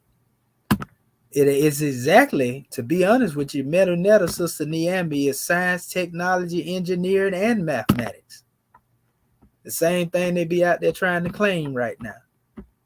And when we understand it that way, we'll be able to build like we used to build in Kemet too. If you know Islam, or if you know Arabic, you know the name of Allah is written Lif Lam Lam Ha Sater. This is Wolof. This is ancient African. This is Lif Lam Lam Ha Sater. This is Allah. See? But right now, you go to the Quran, you go to the Arabic, they told you this is Arab, this is African, this is Wolof. I translate the Quran. So she asked about other languages. See, he's finding in the Wolof language, his own native tongue, he brought it forth here. And I'm going to show you what he's referring to when he say that, when he speak of Wolof, because I actually have a piece that was took from Wolof, which is actually right here. You see what I'm saying? This is an excerpt from Wolof, and I did that because I was looking in different other languages. And it says, Allah, God, his or her. You see, it's him, give. They gave it to him or her. They gave it to him. I gave him too. And so that's what's being demonstrated, an offering. See what I'm saying? Look here. They say the forearm represents to give. You see, and they calling it Imi here, right? They saying it means to give. And this is the same symbol the brother is pointing out, saying in the language Wolof, they translate that as Allah. So it ain't strange when I say Ah and Ra is Allah. You see what I'm saying? I'm just breaking it down to a more simplistic aspect where our people can get it. But watch what he said. Quran in Wolof more efficiently, more perfectly than the Arabs can do. The modern, the Quran we're reading, the vocabulary is this time, is old. The modern day Arabs for Arabic Saudi and Yemen, they cannot translate, they cannot explain those words. It's too old. They call it ancient Arab. And when they relate to ancient Arabs, the people, these are the black peoples of the South. And mind you, note, he ain't say this is one alphabet. He referred to this as a word. And there's a difference. Like I said, these represent people, places, and things. And in order to express what people, places, and things are, for example, like I said, you can say, well, this is an arm. Some people say, well, this is water. I say it's divine energy, so to speak. You see? And they would call this a bowl in most cases, right? So when we look at it, other people would try to make you say, well, this is A, and they would say, well, this is N, and this is Neb. The way that they would try to teach it as on the Champollion system. I don't go by that system.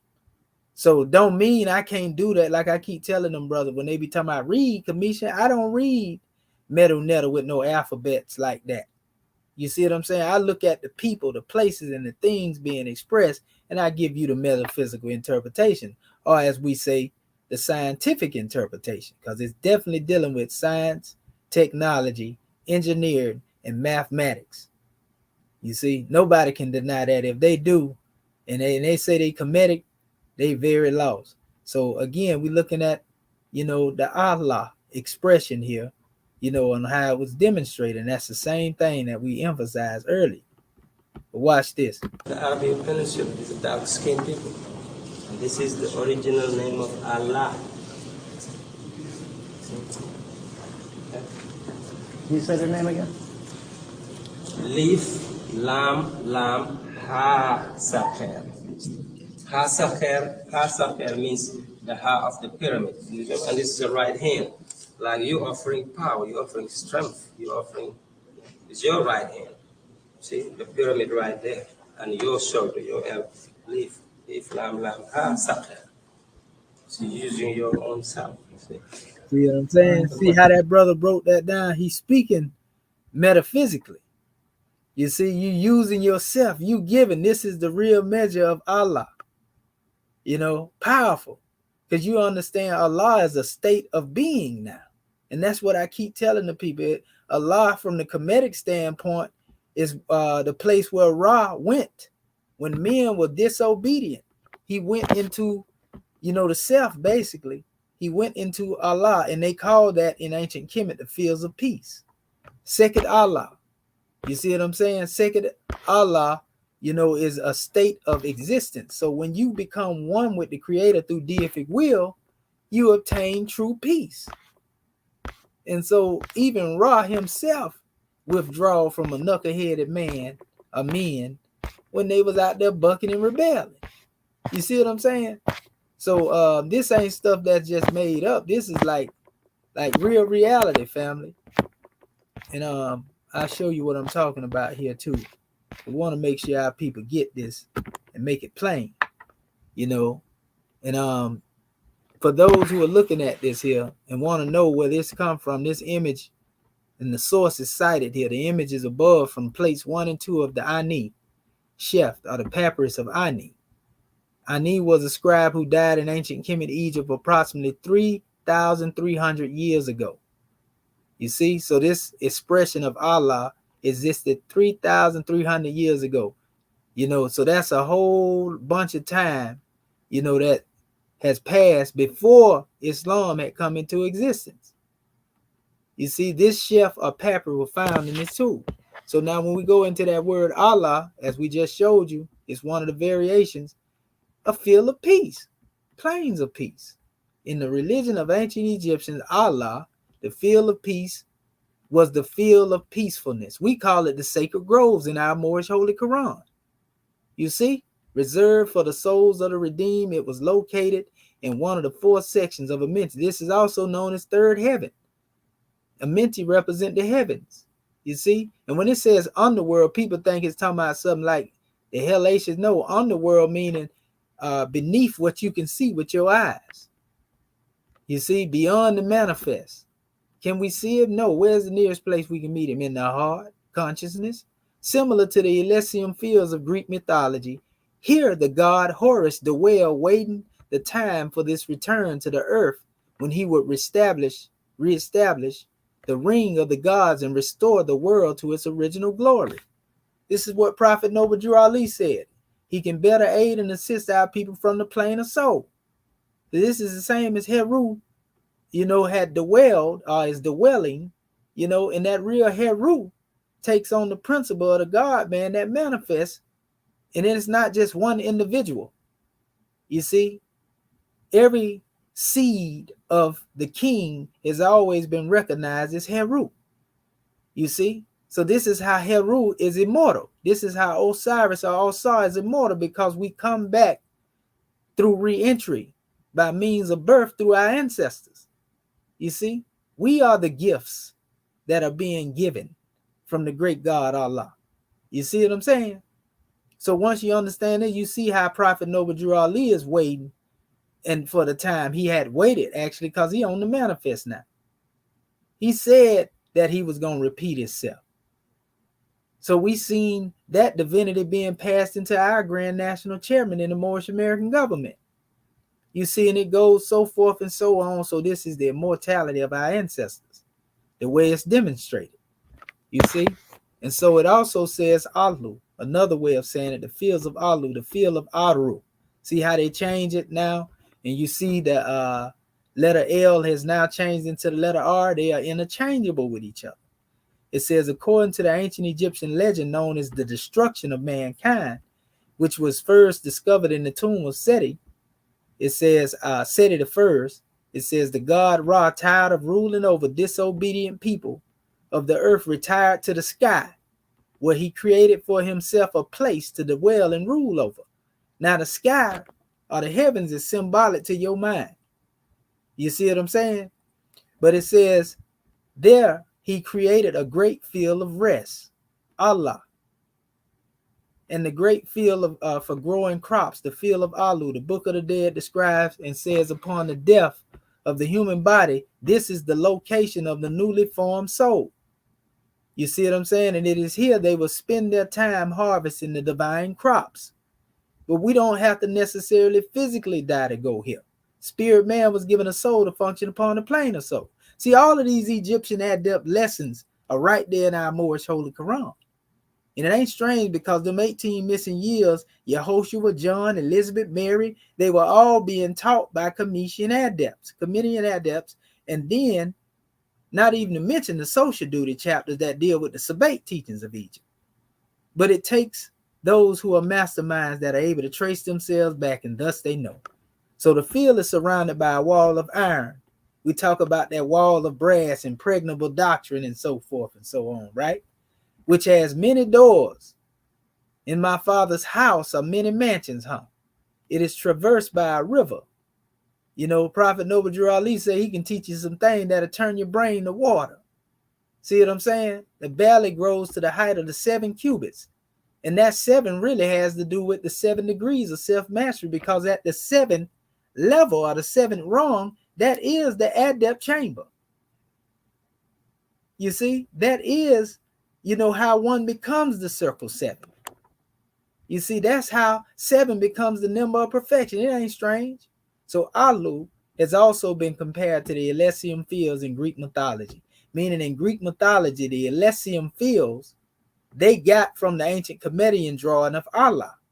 So Allah is not just a supreme being outside somewhere as a spook.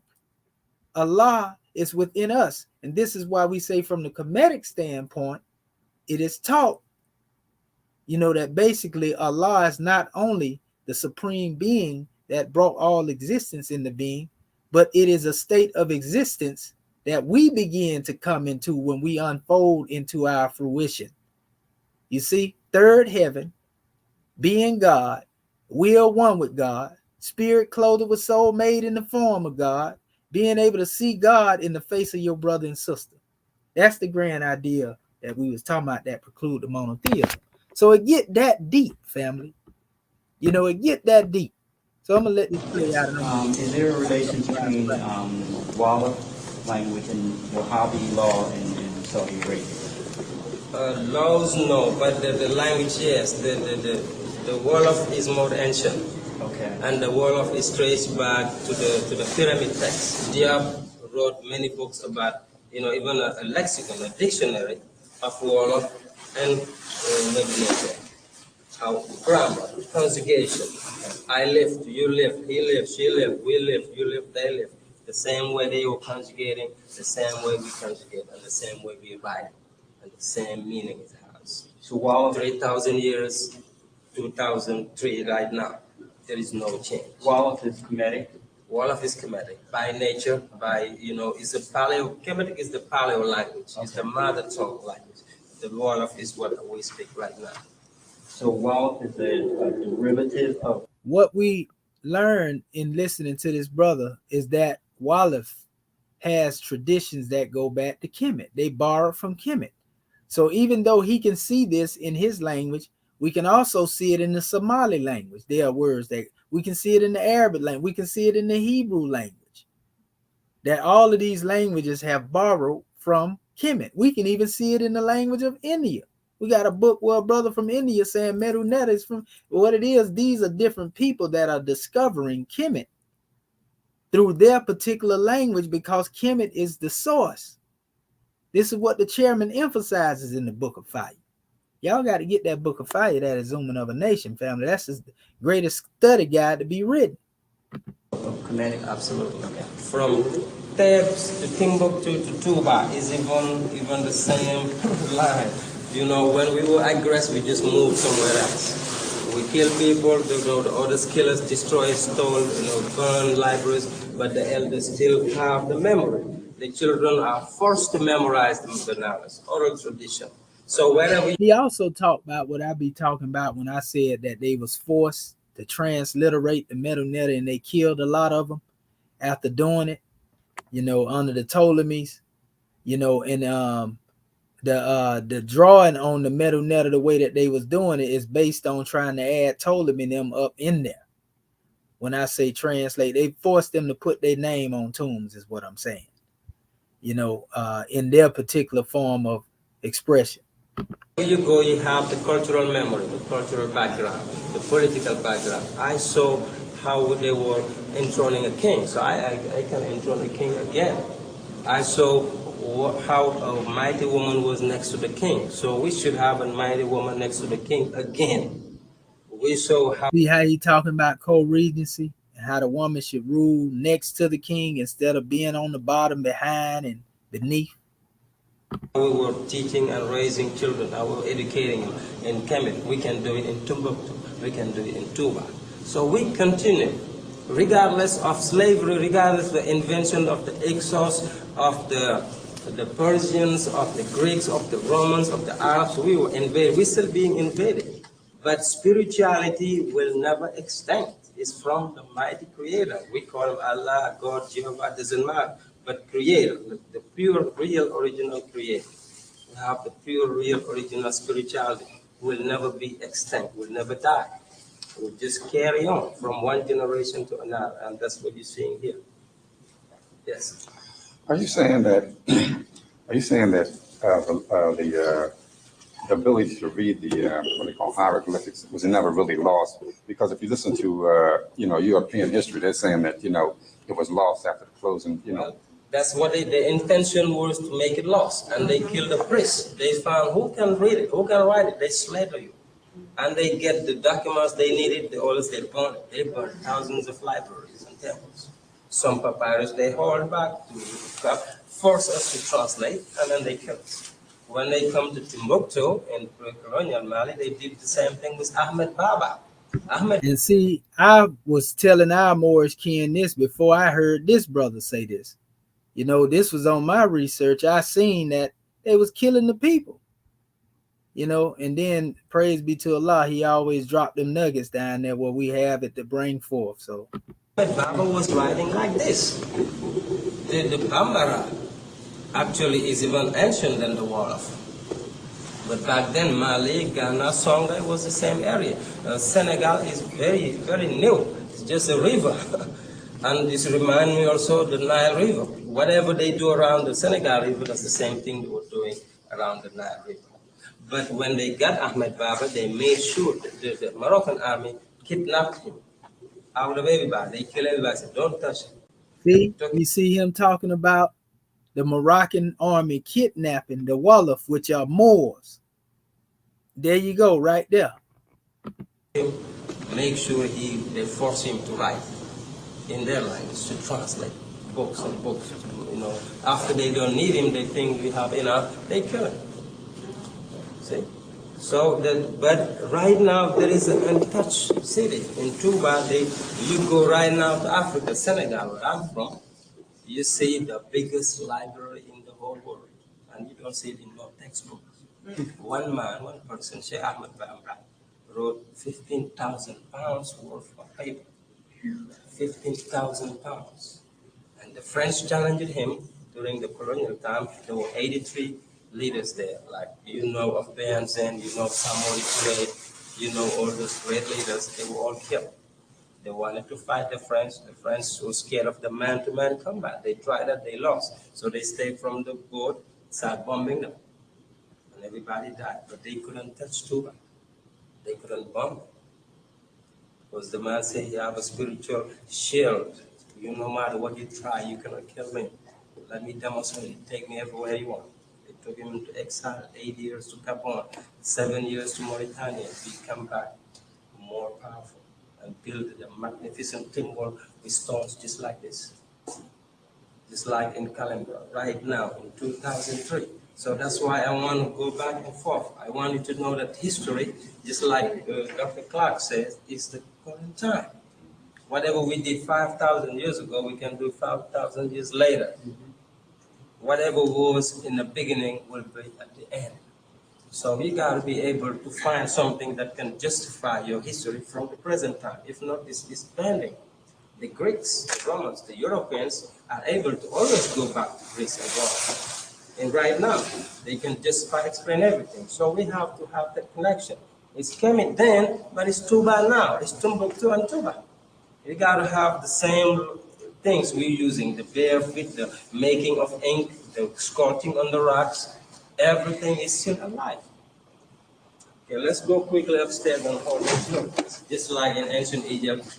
A brother like this, who is That's our brother Renoka Rashidi that passed a few years ago. the one I was telling y'all that has the picture of Ishmael. So if Ishmael exists, then that most definitely means his mother Hagar existed, and this is the lineage that the Arabs come through. But Hagar was Egyptian, Hajar was Egyptian. So, it's not strange that the Arabs would take from Kemetic measures, being that there was also a Cushite presence in Arabia during that time, prior to Muhammad. This is where your Sabian, come in at. As good as any guide I've ever dealt with in Egypt.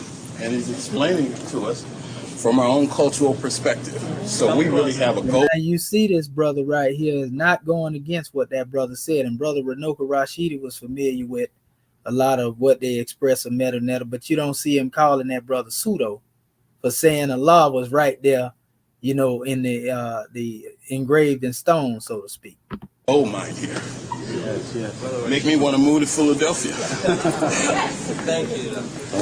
This is as significant as the Sphinx. We're talking about the body of a lion, the head of a pharaoh. We got the body of a woman, the head of a lioness. Wherever you see a king, there is a queen. Wherever you see a queen, there is a king. It's a balanced family. That's why brother was saying we have to reconcile, reconnect the African family. We need to get married, stay married. I don't want to get to it, but we need to have families. We need to have male and female in the house so that the children feel comfortable and then continue that generation. This is where we get it from. And this is no pejorative when you see, woman's breast in Africa is okay. This is life. You're feeding, the children. You breastfeeding is okay. Woman in Africa, out of nowhere, the baby cried, they just breastfeed them. There's nothing, shameful to it. ISIS were doing it, Hathor were doing it, Hatshepsut were doing it. It's the life symbol, the Niko. Hey, when you translate it in Pula, Niko. Hey, this is mean But the Greeks, Napoleon and Champollion, didn't know how to read Pula or Wolof. They just used the abbreviation, the A, the N, the K, and the H. They say just like you see CNN. You gotta know, or ABC, you gotta know that this is cable network news. If you don't know English, you just say Sinan. Sinan means something, whatever. Really, like for real, this is no joke. Can you imagine 2,000 years from now, later, there was a collapse of, of explosion, everybody messed up, and some new race come and find a piece of satellite, CNN. They didn't know English. They will call it Sinan. And they will say Sinan is somehow kind of communication. And it's going to become another language. That's what they mess with our language. But if you learn our language, you can decipher word for word. Everything in the hieroglyphics or Medu Netta is abbreviation. The Greeks know that. Because when you say ABC, that's really not ABC. That's alpha, beta, delta, zeta, epsilon, gamma. Yeah, so I want to give honors to the brother, I think Nassar 555, for sharing this content, for us to be able to pick up on it. So, that's my particular measure on that. And hopefully our family has some clarity with that, and it give our family some insight. But yeah, Medu Netta is most definitely, it's formulas, family. It has to do again with science, technology, engineering, and mathematics. That's the language of God. Even the word science, a lot of people don't know, derived from the word alchemy. That's what they called it before. So that's why you see me, see the atomic structure. This is dealing with nitrogen and oxygen and helium here, right? I mean, hydrogen, pardon, not helium, hydrogen. And then you have the carbon atom as well. The thing is, these are the elements that make us up as people. So here in the name that is become known as Yahweh, I'm showing the breakdown of how this come through the hieratic script, how they took it. Then if you put it in this formula here, the he, and F, V, and W are also interchangeable if you know sound shifting. And you have he again and Yah, Yahweh Wahe, Yahweh Vahe is what they say. So this is expressed here, but when we go into the hey, what does the hey represent? A great but indefinite number. Infinity, basically. So this is the infinity symbol of expression. Remember, I was telling you about standing up. It represents the holy breath. Oftentimes, you will see the deity, the Neteru, lifting up the heavens. He, the God of hundreds and thousands of years. So for them to say that, that means the Egyptians had to be keeping in their calendar histories that go back to hundreds of thousands of years. So when we hear these numbers, they don't throw us off and we like, oh, because we hear the scientists always talking about, the Jabir Uhud in Morocco being 300,000 years old. You see, but when you put it in the proper narrative, understanding our ancestors was demonstrating this stuff before the European, it all makes sense then. And so we have in this particular breakdown, the decoding or deciphering of this formula, this corresponds with the atoms, the elements of the body, the God code in the DNA, hydrogen, nitrogen, oxygen, and nitrogen. You see, this is the name of the creator. But then you have God eternal within the body, which is, hydrogen, nitrogen, oxygen, and carbon. This is where your melanation comes from. That's the only thing that we really couldn't get a European. We couldn't give them no soul. Islam. So, He, a form of the Nile God. And a lot of times, and see it says to rejoice. A lot of time people think that when we say, the Nile, we're just talking about the Nile River, but there's what you call the celestial Nile. The universe, the cosmos. See, but if you don't know this, then you don't know the metaphysics behind it, and you'll basically be looking at something in a totally different way. So we have Hehu, eternity of one of the four elemental gods. Pardon self, it says of the company of Thoth or Tehuti. And if you know anything about Tehuti, Tehuti in the Emerald Tablets is speaking about the elementals, the seven elementals. They mentioned the four here. It goes into all of that right there. Really, that would be synonymous with the quadrants, but that's a whole nother drawing. So yeah, this is how you break down, the Medu Netta according to the symbolism that's demonstrated there. Here's one here, for example, in E. Wallace Budge's translation, right? Now, we know his stuff is based off of Champollion, right? But I can show you certain things. We was talking about biliterals and triliterals. Remember I was saying Kepler, actually has four letters. Actually have the X here, but that's interchangeable. So that's all good and well, right? And so if you go on here, look, they use the word mirror for the guardian of, also mirrors overseer, love. We showed you expressions of that. And they have the septu, the provisions of God, right? They say here, right? All of these are referring to things. You see, these are referring to things. Though the European will have you think that these can be read, as alphabets, they are really the language of God and they have to be contemplated over. You have to reflect upon them. And then you get the real meaning. See, I was talking about that symbol being a representation of the M and R earlier. See, they added it on here as Mertu. All of this stuff here is basically symbols that have replaced the hieratic papyri. So I'm not reading these symbols of alphabets. We know that these are hieratic papyri, that they have superimposed these symbols over to hide the true alphabet from you. And they use the metaphysical language to do that. So it will be more convincing, because surely if these are symbols on the pyramid, and then you say that they are dealing with a language, deciphered in the way they do it, then anybody else will sound crazy when they come later to you telling you, no, it's the hieratic, the original language, because you have come to accept this. You see, so what they did is they mixed in, certain interpretations that deal with those things that can be observed. That's another thing. When you observe things, that's considered science. When you're trying to look behind those things, and find the essence of the matter, investigation. Once you prove it true, it's no longer a theory. And this is what makes it a scientific fact. And I was showing this to our family because they had that same hand up there, right? And then they say, well, this represents the gift of God. Well, neter is not, you don't see all, no, this 1, 2, 3, 4, 5.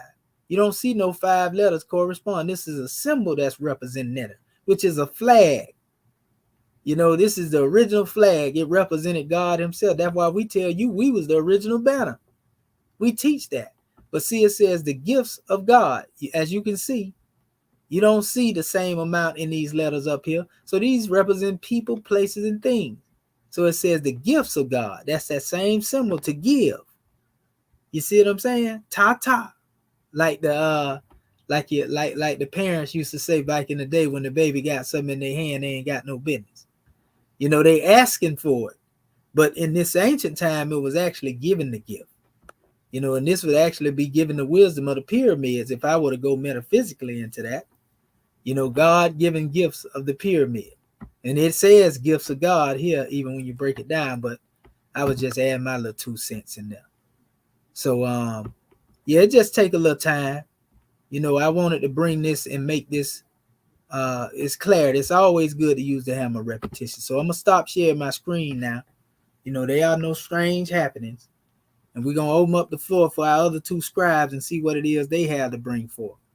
Islam. Islam. Yes, sir. Islamism. Islam. This is Dr. Bati Bey with Iowa Territory. First, I'd like to rise and give all man praise to Allah, honors to the Prophet, honors to our theocratic government, our royal council, our flag, seal, emblem, our divine constitution, our swift angels, muftis, citizens alike, and honors to all the Moors that are here in attendance. Islam, I am sharing window. Islam. And so this is what I did it from the hieratic papyri. I didn't do the Poe document because I seen it say hieratic on there, so I took the hieratic papyri and then broke off a section and did that. Islam. I shared the screen, but it's not Islam. There you go, grand man. Alrighty. And I'm gonna pull this up, and this where I got stumbled because there's some things that I like. This first symbol, I don't know if you guys can see my cursor, but this cursor right here. Yeah, we don't see nothing yet, grand man. You got to open it all the way up. Like we see where your screen is allowed to share, but it ain't changed. You see what I'm saying? I still see my screen up here. Islam Moors, can y'all see the brother what he shared? No, I don't see nothing. Okay, Islam. Okay, yeah, you got to click on your content, grand man. Islam. Because we just seeing that you allowed to share your screen, but we ain't seeing what you put up here yet. Okay, so I'm gonna do this again because I share screen, and then it goes to one window. Okay. All right, we back where we was. And I'm hoping. Yeah, you got to click on your tabs. Oh, it's not on. It's not on the tab. I did it in the. Oh no! Don't do that. Don't do that. Say this. I put it on the. So you got to share your PDF, good brother. Islam. Whatever PDF you got on there, you got to hit share your whole screen. You know, once you share your whole screen.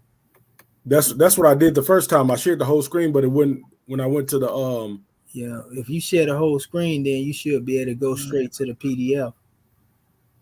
It should be able to change up. Entire screen. There you go. Entire screen. Okay, hold on. I gotta find this document again because I saved it and deleted it out of it. Pardon me. Mm-hmm. There it goes.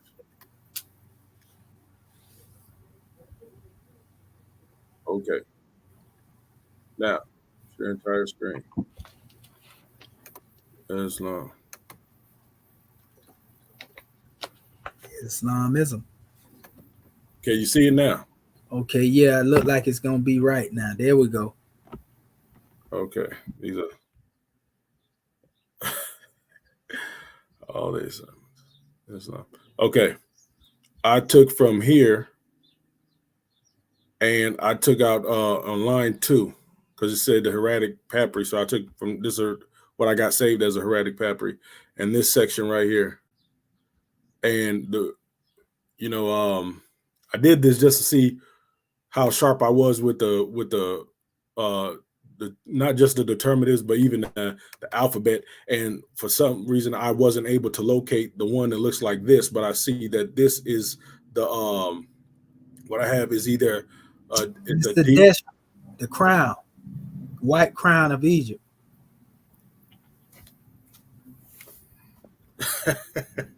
Yeah, now that you say it, Yes, I can see it. I can see it. So this line would be the D, right?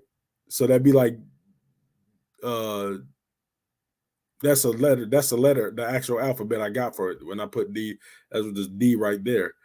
I didn't get the whole crown thing because I couldn't locate. I didn't even understand what it was. So that part I left alone. This to me is, since it's spanning over all three of these, this would be a trilateral. And I was breaking down this, which was the closest sign that I could come up with right here was the T. And I couldn't locate this one, but this one is the what they got classified as in the hieratic alphabet as the I or C. And I put the link up here. Two par himself, brother. That 2 strikes there, that's another way of the Y. Okay. This now that you're saying this is that's another way of expressing Y, but that's a R. Like almost like Erie or something like that right there. Erie. Okay. I'm having Esrit Erie look like, and then Pot, and then I want to say that's an N on there. Pot Nu, and then hair. And what is that other thing at the end? I can't really make that out. Go ahead, Grandman. Go ahead. Yeah, I don't even. What the heck is that? Yeah, I didn't even get to the, like, especially this one. I was looking for this one. This is there are a few things in here that confuse me. This right here I got as a N and a G. And I went to and I got the codes from Aku right here, but it's not letting me hit. I did the shift. I did the shift on that. Yeah, when it do that, most of the time it ain't correct. It's another letter. Like we've been pointing out and pulling things up. Yes. You can't get the hit. That's all it is. That's why I said it was, I can see that. Go ahead, good brother. Did you see me switch the screen to the? Oh yeah, we can see you right now. Okay, so this is what brought me to this one, or the G, the what was it, W11, the Unicode for that house. Let's go back to that so I can show. Yeah, and I did that before too. You're right. That's the H. I meant the G, but I'm looking at the that little hoop loop thing on the top. Yeah, what's it on top of there? Yeah. So all is well. Yeah, because this is why I was saying that, because it got the little hoop right here in the 12th dynasty, and that's right. So you correcting it. That's good then. That's good vetting is what that is. And actually you can see it there in that big bold line right there. It look more like what you looking at. See it? The one that's up right at them 3. See the one to the right? This one? Yeah, it looked more similar to what you got going on there. Okay. On that other page, the actual paper. But yeah, go ahead, brother. As long. So I'm gonna bring this back up, and so I did this, and I said this was the N because of it was a straight line. I was looking for the straight line, so I got N35, and N35 when you're going back and tracing it back, you see it's from the 4th dynasty all the way through the through the 12th dynasty, and I think it goes even further, but it has different variations, but you see the straight line in there. So then I was looking up the G and the N because that's really what jumped out to me. That's right. That's why I recognize the N, even though I say P and N, part N, but it's actually like you say G and N. I always get mixed up on that symbol right there to a certain degree. Yeah. And And so this is the reason why I said and so GN says said when I looked it up in the ancient Egyptian dictionary, it said standing for ritual bowl.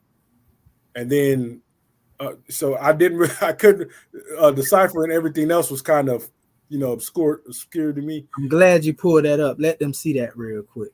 Okay. So you can see, and then we can see the differentiation between that. See the P up there? Yeah, this one right here. Okay, I see. Yeah. It'll throw you off. You know what I mean? Now go over there to the G, blow it up a little bit, so they can see it. Expand it. See the G over there, and that is the hook that's up there that differentiated. But when you're looking at it, they can kind of throw you off a little bit. Mm-hmm. Go ahead, Grand Man. It's on. Yes, sir. So then I went to this, and the reason why I got that one that looks like the eye is because of this one right here, the one in this bottom corner. This goes back to the this goes. Okay, I was actually in the document. This goes back to this portion right here. So, you know what I'm saying? That's why I said it was a determinative, but it looks like a trilateral because it's given 3 letters that's underneath it. So that's where this is where my confusion set in. That's actually 2 that's under it. The 2 that's under it? Yeah, so that's Y, really, like the Y. But Y. then that looked like a R to the left of it, though. I would say that would be the letter R, just written in a different style. See, and on top, ear. You see? So it would be ear, and then the eerie, like Erie. Basically the same thing the Grand Secretary of the State had on her slide. It's Dr. Shaheed.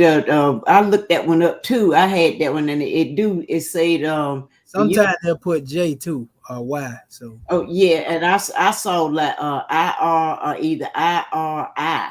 See that Erie, just like that's what got me confused.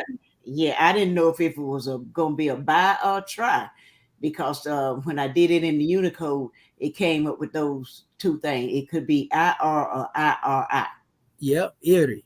And that's what I'm getting out of it. You know what I mean? Okay. That's what I was saying, like Desert Erie. So this whole expression right here is IRI. Yeah. Right. Yeah, that's what I saw. And the determinative is actually up on top, but they reading it that way, but it's still Erie. Determinative itself mean Erie alone, but when you see that bottom letter, that R to the these 2 strikes there that you see next to it, that's the R, and that represent the Y right there. So it's like saying Erie without putting the I in the beginning, like R-Y or R-I. You see what I'm saying? But they do got R-I-R-Y. Right, R-R-I. There you go. See what I'm saying? Yeah. That's what I'm saying. See? And that's why I'm saying I'm just going by what I can see. But based on the dictionary, it's going to be spelled different. That's why you hear me giving you the different variations. Some of them going to have J-R on them.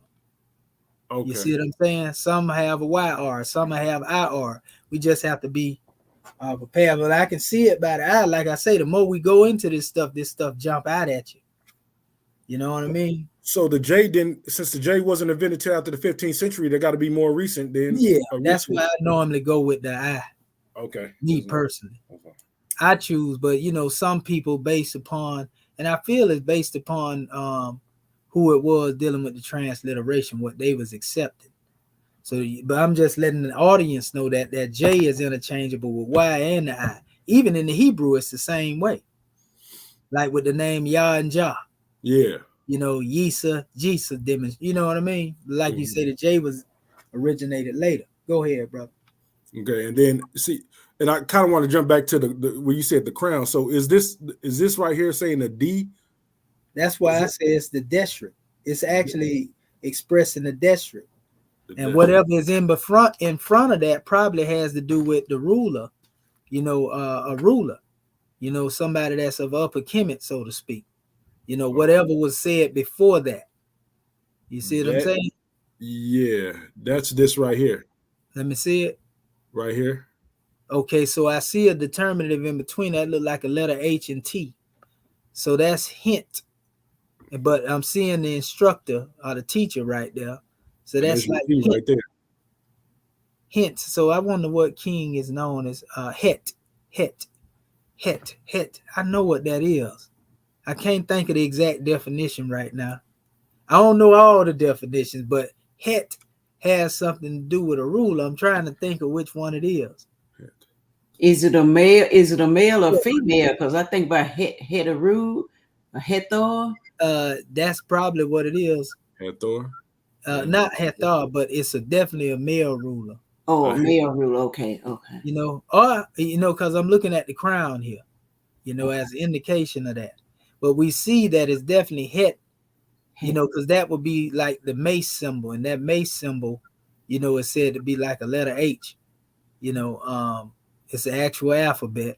So if you go to the alphabet, go to your alphabet chart real quick, brother. That's definitely letter T right there. Or some people say D, the loaf of bread, however you want to put it. See what I'm saying?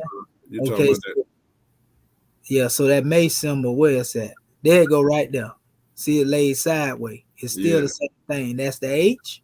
And then go over there to the other side. That's the T over there. See that little loaf of bread right there? Go up. The one above. Yeah, that's it. That now go back. That's them two symbols. So I'm seeing het there. Okay, I see. You see what I'm saying? That's why I said got to do something with a ruler, because they put the crown there. Go back to it, Brother Bati Bey. Right here. Right there. Yeah. So you see het there, and in between it, it's in between two slices of bread, so to speak. So that's the peanut butter and the jelly. You know what I mean? So that's the instructor right there. Instructor, and then it says het, and that's the district crown. And then you have E.A.R.S. E.A.R.S.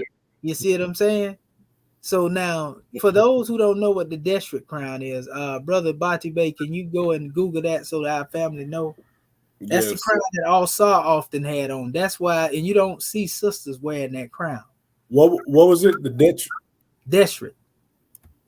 How you spell it? Okay, there you go. Okay. T. You got to put a T on the end. Oh. District.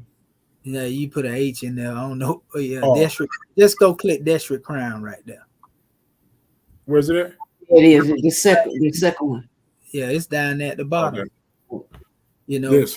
Oh, that. Oh. Yeah, go back to and that's actually Lower Egypt. Go back to put them together. It's the Uniting the Upper Egypt. Go back. Put the crown of Upper Egypt. Golly, this the district crown with the white crown. So that's a correction too, by the way. I'm thinking this stuff off the head, but I know there it go right there. Oh yeah, I saw that. You see, but they put them together. When they put them together, that represents, see it right there. See that? That sign that say Pharaoh right there. Yeah. Look on the end. Go to the. Oh, you talking about right here? Yeah. There it go right there. That goes into the definition of the crown. Pull it over so the family can get it. Okay, there it go right there. See it right there? And what it's saying, and that's why I was connecting it to it, because when you put them together, they represent the uniting of Lower and Upper Kemet. But when they separated, one represent Upper Kemet, the white represent Upper Kemet, the red represent Lower Kemet. And so that white crown right there, is really a similar higher self and lower self demonstration. Which is why as above, so below. Our flag was white at one time, and then it became red. You know what I'm saying?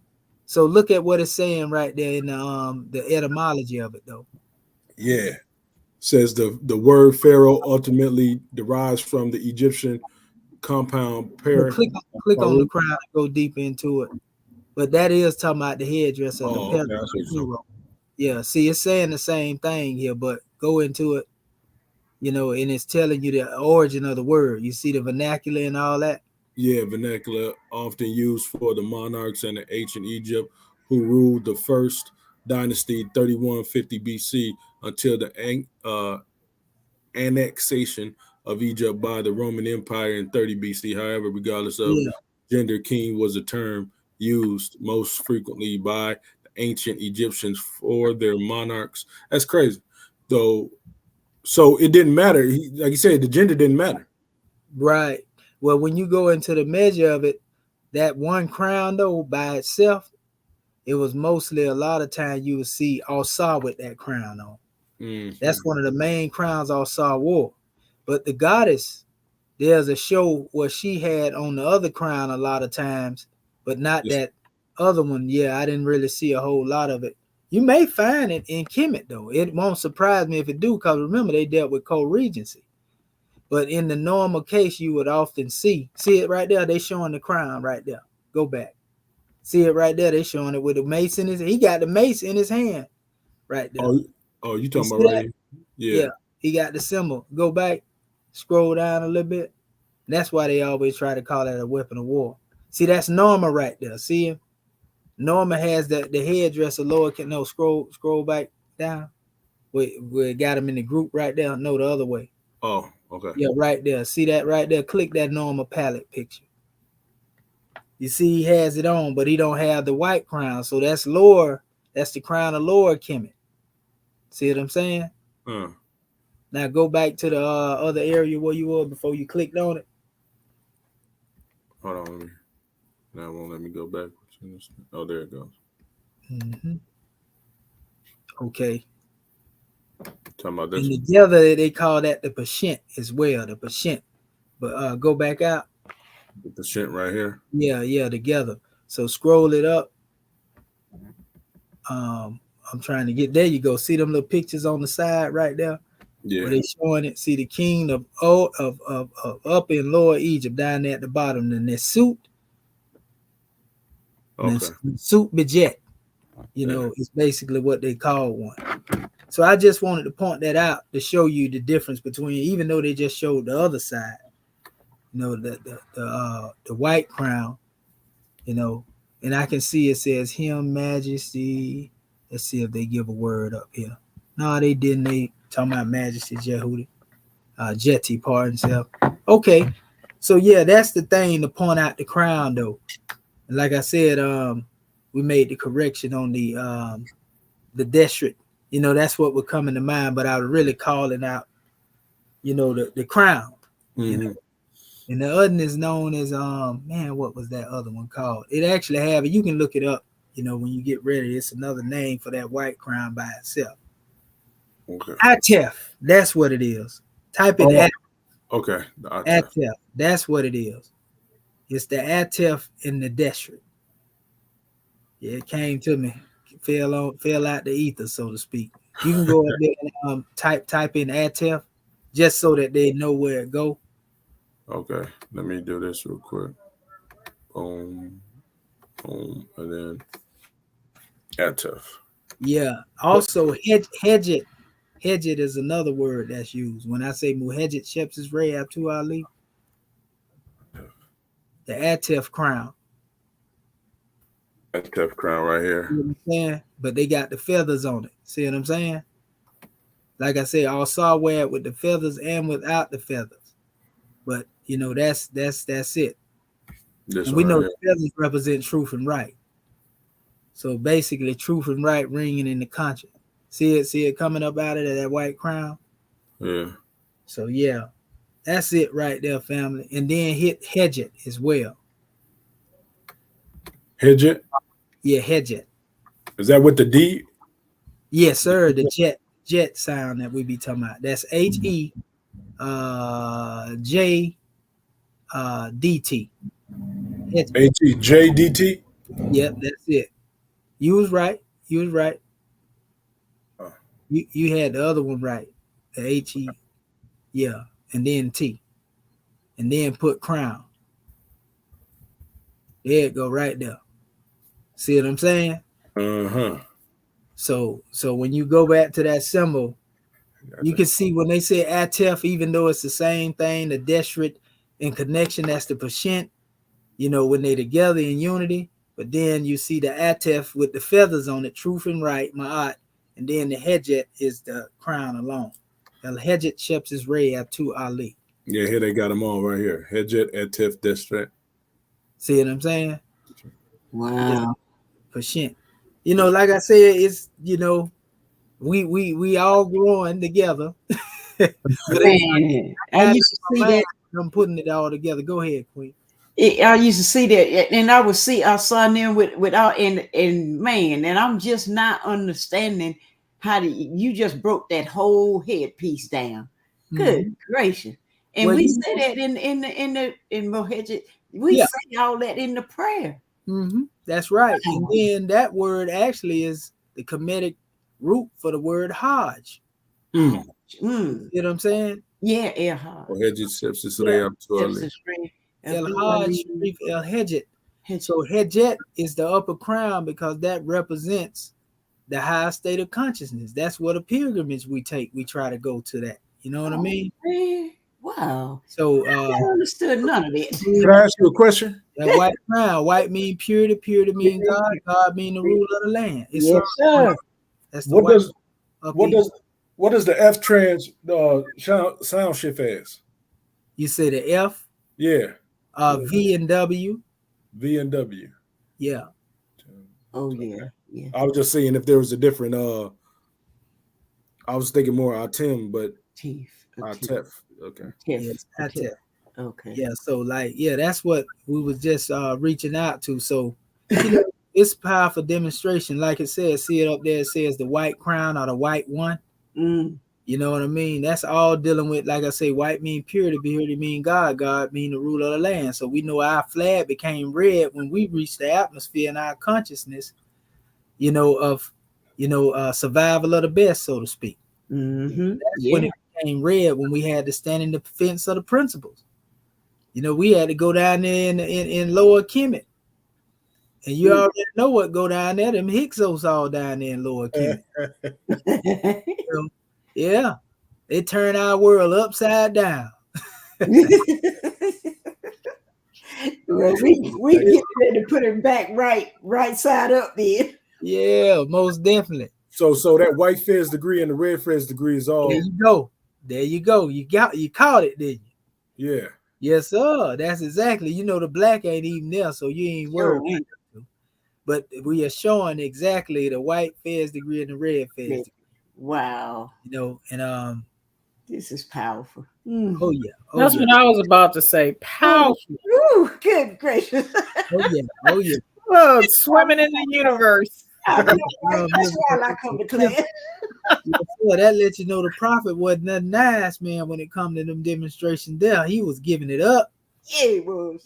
And they fighting that. Oh, you say that's a European. You talking about the white people and black mean deaf, and they have no idea that these degrees have to do with the chemistry, the ministry, and the mystery. Wow. Yes, sir. See, a deific life. And that crown represent one reaching that realm. In other words, spirit of the Almighty God Allah, but you got to come through the degrees of cherubim and seraphim to get there. Islam. Islam. Yeah. So, praise be to Allah. Islam. That's a lot. Oh yeah, Islamism. And it signs and symbols of conscious mind of men and women understanding. Go ahead, Brother Bati Bey. I love this here. And that's a good papyri. That's why I pulled it up. It's a lot of clarity in it for our family to be able to use. Islam. Pardon itself. Before we go on, can you go back to that E.A.R.S one, that top symbol? Yes, ma'am. That breakdown again. Go back, brother. To E.A.R.S. Right here. Yeah, that one right there, that top one. Yep. Yeah, that was a hard one to find. Yep. Yeah. That's the one. And did we say that was a determinative? But what letters was that? The I and the R. Yep, that was actually determinative. But it actually represents right here. Yeah, it represents. Okay. That's the one you had, Grand Secretary of State. Yep. That we were differentiating between that and that other little tool they had, that little hole, that little digging tool. Gratitude. Yeah, because it had two of them. That's right. Yeah. Yep. So And the thing that had thrown me off at first was, the other one looked like a sideways A. The Yep, yeah, yep, yeah. yep. That's Okay, you're exactly. missing part of your stick there. All right. Yep. Like somebody, it's more like a calligraphic type A. Yeah. Somebody trying to write it with style or something. Praise the Lord. Gratitude. Yeah. And that's M&R. That's always that M&R. Islam. Yes. Islam. You know what's crazy when you was talking about the Masonic part of that portion when you was talking about the A and how they had all the in the background. Well, they had Yehoshua or Jesus in the coffin, but they say he risen in 3 days. Well, what are 3 days? And it thinks about when the prophet was talking about the third and fourth generation. There you go. The African God man, and that's a cover up too, trying to make it look like Jesus was a European that died. We know he didn't die at all when it comes to that measure. That's, again, it's a mythos that's taken from the story of Asa, and what happened with him. And they call it a crucifixion in his day. They persecuted the African God man, but he was able to be took in the third heaven, according to the Gospel of Barnabas. Mm-hmm. He was took up in the chamber. No. It say that even in the Bible, it say, I once knew a man who was caught up in third heaven. We can't tell you whether it was in spirit or the body. Yep. You see what I'm saying? It said they sure did. That's what they say now. So that's what they say. Hey, Did Paul say that, Dr. Shaheed? Was that in? Yeah, that's in the Bible. That's in the Bible. I know it's in there, but I'm trying to remember it was in the New. Yeah, it was Paul that said it. Paul said that, yes. And that reference has reference to do a lot too with Elijah being took up in the whirlwind, and also Enoch being taken up. Yeah. And we can see the connection also in the Gospel of Barnabas, like I said, to Yehoshua. Mm-hmm. Third heaven. We got a whole breakdown. Remember we did that class on third heaven? And our second Aru is actually considered third heaven, Kemetically. So no matter where you go, this teaching is taught. It's just being able to understand the history behind the mystery, so to speak. Mm-hmm. Can't hide the truth. You can't hide it. Islamism. So then I want to ask, I didn't get these symbols right here, this symbol right here, or this one. Yeah, I know that one looked like a little jar, but I can't think of what it is. I would say it may be an H or something. I thought it was an alabaster, like it showed in the thing, but it didn't bring up. I recognize the letter coming behind that too, but I can't call out exactly what it is right now. That's one I have. That's a determinative I will have. You know what? I wonder, is that M? Because you can look at it, look like a little point trying to come up off of there. The M? Yeah. The three, the shape in the three. Okay. But it's just too tight together. Yeah. Coming behind that, I wonder, is that the letter M? That looked like a mace with something on top of it, though, that other letter. The M that's shaped like the M that's shaped like the three. Yeah, the backwards three. Yeah, that M. Yeah. I was just looking to see if they had right there. This one. Yeah, that one right there. And then if you go look it up, and hold up, I'm glad you pulled that there. Look, remember I was telling y'all about that W and that M being mistaken for each other. See that W right there? This W. Yeah. Mm-hmm. Now go back up to that book on the alphabet chart that I sent out to y'all, the one that right above that. They made the same mistake, probably because they were dealing with the dictionary. See how they got it there? Yeah. They made that same mistake. Yeah. That's what I'm saying. But that's all right. It's all right. We can see that though. Yep. You know what I'm saying? That's the same thing that I had to correct in the other document. But you can't change it if it's in the document. I'm talking about the person who transliterated it. Mm-hmm. Yeah. They transliterated it, tried to fix it, but that you can't change what's there. You got to leave it like it is. Right. So that's really the W, that they trying to identify. That's the thing we're going to have to come through and do our vetting and change. But yeah, I'm talking about that look like the three. The three, that's the M. When I go back to that original paper you had above that, the symbols, scroll it a little bit more, right there. Yeah, right there behind that symbol that looked like I said a jar. Yeah, right there. If you go and look that up, If I ain't mistaken, that's Oh, okay. I know exactly what you're talking about. Love it. What? Hold on. I gotta find the Unicode. I got Yeah, the Unicodes written down up here. Yeah, pull the Unicode up and you go It right. seemed like I saw something. It might be a sickle. Say something about a sickle. I didn't saw so much thing. G17. Yeah, go to G17 and see what we can find. That's the M, right? Yeah. Okay. Cool. G17. Cool. Let's see what come up, and then you'll see the different variations of it. You know, I think exactly what you said too. Yeah, see, like they added it in here. That's another go down. See it there? Look. Yeah. Right. Keep going. Keep scrolling it. Okay. It's going down a little bit more. I'm gonna see. Keep scrolling. Keep scrolling. And like I said, you can see it somewhat there. Go ahead, scroll it. Hold up to that line right there. Okay, there go your different variations right there. This one right here, kind of. Yep, that one looked like it, but then the one next to it, to the left, looked like it. See what I'm saying? Oh, that one, yeah, it's a couple of that I can see. Yeah, right there. You know what I'm saying? Right there, yeah. And that's why I'm saying I remember M looking like that a different time. So, you know, we just got to go through all the ones that we get through and we can see it. And that's the type of corrections we got to make. Because remember, they put that stuff in there wrong. Right. Like that right there, like that symbol there, you know, and that's coming from the people who put it in there. Mola put that in there that way. Mm-hmm. You know, but certain things shouldn't be mixed together because they don't look nothing alike. Is right. And that's why I say I think we're gonna have to correct that. You know, right there. Because there it go. There you go. Yeah. See what I'm saying? That's what I'm talking about. You can see it a few times in different variations, especially the first one over there. Mm-hmm. See that first one down there, back on that line where you was? That too. Mm-hmm. Yep. Yeah, it looked pretty much similar to that particular alphabet that's being expressed. So that's what to show the people what we're talking about.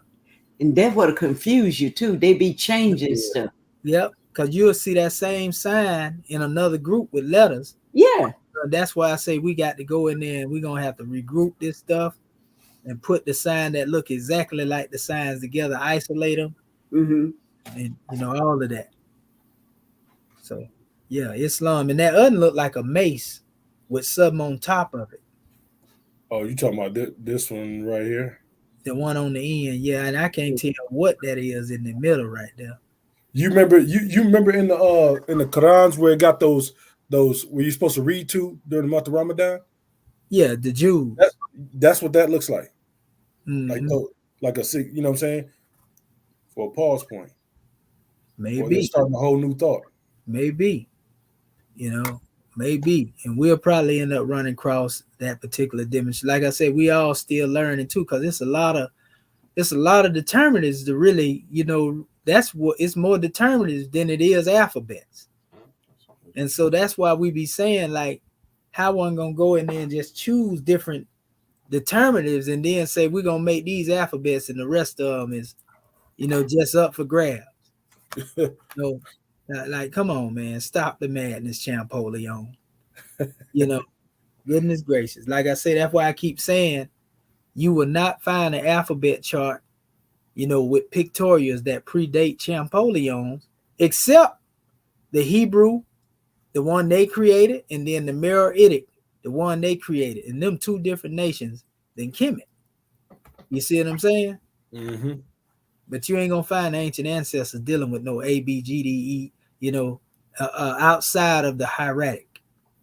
You see, the hieratic is the actual alphabet, you know, that deal with that, not the pictorials. Yeah, so Islam.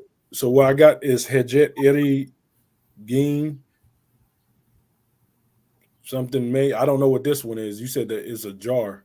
Yeah, it looked like a symbol for a jar. I remember having that right there in some of my not long ago. I think it may be a H. Yeah, I was looking at that too, the H, but I didn't want to put that down because it didn't make sense. I think that's a letter H. Yeah, it will be him.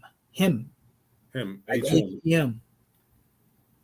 And if that is H on the end, himha. But that's something on the top of it. I'm trying to make out what that is. That's kind of crazy the way they got that on the top. Yeah. Is it him? Unless that's an N on top and that's What another I was A. finna say in. That's what I was finna say in. Or is that the neb symbol that's connected to it? But maybe I doubt that. It probably would be more an N, like you said. That's what I was thinking. NH. HMNH. And I don't know what that is in the middle of symbol. That's something that's gonna have to be found. But that's just coming off the head right now. You know, we can always go back and deal with correction here and there. But Islam, you're doing great, grand man. Honors to you. Islam. When we go into this stuff and we start speaking on it, because that impressed even more into our memory. Okay, there you go. We immersing ourselves into the language. Islam. And I gotta look up that definition of that, what that means. Hijat eri him ne. Islam. Peace and love, gratitude. Gratitude for that measure, brother. And want to give honors to our brother Derek Witherspoon in the chat as well. Peace and love to you, grand man. We give honors to you. You know, I want to give honors to the scribes too, you know, and yourself, brother Bati Bay, you know, because you can see now, I know y'all probably feeling like I'm feeling, like you can actually feel, you know, the progress, so to speak. Islam. You know what I mean? Islam. You can feel the progress. You know, it ain't no tension. That's right. Yeah, ain't no tension in here like it used to be when we first started. You're right about that. That's right. That's right. I was scared. Good gracious, but now, hey, I'm in school. I'm learning. Knees tapping and everything. Yeah, it took me months to open my mouth to even ask a question. You know, I know, right? I was scared. I was scared. We come a long way, scribe. We didn't even really have to pull out the dictionary yet, per se. We identify with these letters. I told y'all by the end of this year, though, we're gonna be way ahead of where we at, you know, from now, you know, because we have really did this here. We done dug deep into this measure. I want to give honors to all of y'all, you know, those who had that staying power, you know, because you can't teach nothing if the people ain't there. That's the same drawing we deal with building something. How you gonna build something up and everybody running? That's right. And then they be like, well, why y'all ain't built the language yet? Well, if it's one person or 2-3 people there, it's gonna take a little more time than it would when you have all us together. That's right. And that's the same thing when it comes to building a nation. You got people steady leaving the nation or, you know, going on the outside or wherever they're going. You know, how you gonna build something and then be talking about that's right. Yeah, you pulling bricks out of the structure. Talking about why the structure ain't done yet. You just pulled 5 bricks out of the pyramid. What is wrong with you? You don't see what you just did. That's right. I'm just saying now. That's what you on point, girl. That's right. That's true. Praise the Lord. That's like somebody, you know, Martin Luther King said one time. He said, how you gonna cripple a man and then condemn him for not being able to walk? Wow. You know what I mean? That's basically what you're doing. Yeah. You causing the problem, you know, and then asking why the problem exists. Right. Cause the problem and ask for the solution. The solution is stop. Let me leave that alone. I'm gonna leave that alone. Y'all got it. Y'all know where we coming from. You know, but we have to drive the point home sometimes. So honest to you, scribes, man, because it take us. This is a prime example. In unity is strength. That's right. You know, I can do all the research I want to by myself, but without my Moorish kin being on the manifest, we couldn't instruct our people in this, you know, as clear and with clarity as we can. We need each other. We need because we build off each other. Yeah. You know, so if we don't get that by now, that's like even the ants know how to do this. Let them see a piece of potato chip down there on the ground. That's right. That's right. Yes. Get it. You know. And they're gonna take that demonstration as far as they got to go. That's right. They're gonna send out the pheromones and the scent that's gonna cause everybody to get in line. All right, y'all, it's time to go. You're gonna see them ants marching in line. Yes. Going where they going. Look, they made cartoons out of those ants. Remember that? Ding, ding, ding, ding, ding, ding. Yes. Yeah. They be going and working, boy. And then they do it so quick. And I used to use the ants, years ago. I like, if y'all want to know how to build a pyramid, look at the ant. You know what I mean? Look at how they build them sand mounds. Look how fast they do it. Yeah. And they build big ones sometimes. Yeah. It's right there in nature. Woo. You know what I mean? It's right there. It's the will that allowed our ancestors to do that. And even look when birds fly, in the V shape. They all together unified, same direction. And you imagine if somebody got to go contrary. That's right. And they all demonstrating sacred geometry while they going up in there. So this stuff is right there, man. And people, they can't see it. That's why we talking about it. See, that's how you, like right now, we dealing with the language of God on just what we spoke of. We actually literally reading the book of creation by, that type of, you observe it. Right. This is the real definition of Moorish science. That's right. Not European science, So, and even Einstein told them, though, he said that anybody that's serious in their investigation of science, they have to know that it's something that's greater than themselves. That's playing a part in this here. So at least Einstein had the knowledge to acknowledge intelligent design. You know what I mean? And it got to be intelligent design. The scientists can't even tell you the methodology on the spider, how they can accurately spin the web. They can tell you the web is there, but they can't tell you the process on how it's really being done. In essence, they can't really go into that. They can't tell you, the mindset of the jellyfish, even though that's composed of the same thing that your brain composed of too. But they can't tell you what that jellyfish thinking, can they? They can't even tell you anything about your body, but goodness gracious. That's why I say know thyself. That's the real teacher. Is love. Goodness gracious. All right. We got one more scribe on here, Brother Marvin Epps Bay. Islam, grand man. Islam. Gratitude for calling me. No, I'm just listening and learning and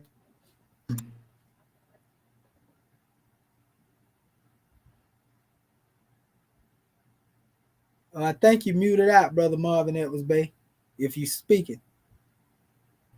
Oh yeah, I was just making all kind of excuses. No, I wasn't.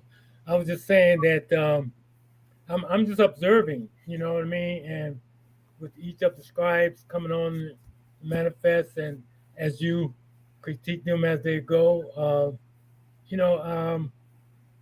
it's just filling in a lot of the blanks, and it's just confirming a lot of the thoughts that I have in dealing with this, you know what I mean? Because, and I can, you talk about how, how the different scribes, I mean, this whole Poe document, that papyrus, that was created, they created that, with their understanding of the different symbols and glyphs, and so, that just made me think. And then I started, going into more depth in that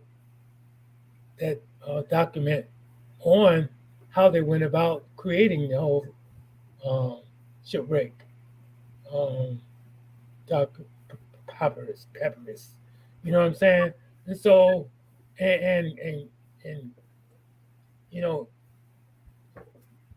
going into different say blocks or whatever, wherein, they're using, and they tell you in that document that there are certain glyphs that were changed, but the name wasn't changed. You know what I'm saying? So all of these things, there's all of these different variations, that I don't like going on, say, wild goose chase, so to speak. That's just me.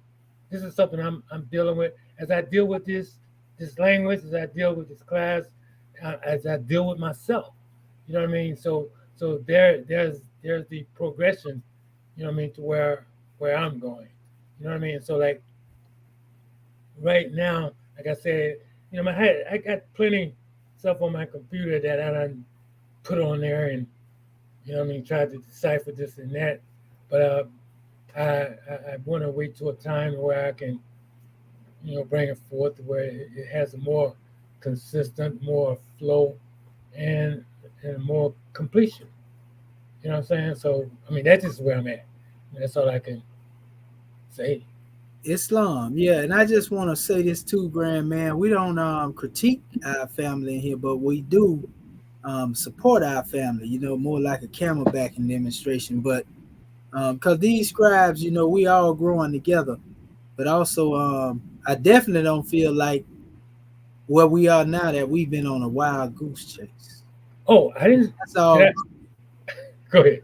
I mean, that's basically what No, you I wasn't talking about nobody else, but I was talking about me. Yeah, but what I'm saying, I don't feel like you've been on a wild goose chase. You see what I'm saying? I feel like we have been getting what we could, where we at. You know what I mean? We've been unfolding at various different degrees. So, I mean, you got to remember, we are what we think we are, and so whatever vibration we put on it, that would determine the ceiling that cap us off, Because if we say, well, oh man, this thing is something else, I can't do it. Anything we put out there, it can actually have an effect on our process and the progress. You know what I mean? When Yes, it comes, I concur. I to vision, appreciate that. yes. Sir. So you got to go in there. Like I worked for the European one time when I first came out the Disma Crips, and they had a part of their business. You got to have a can-do attitude. You know what I mean? Even if you didn't know how to do it, I can do it. You said that Europeans? Yeah. When I say a job, they had in their moniker a can-do attitude.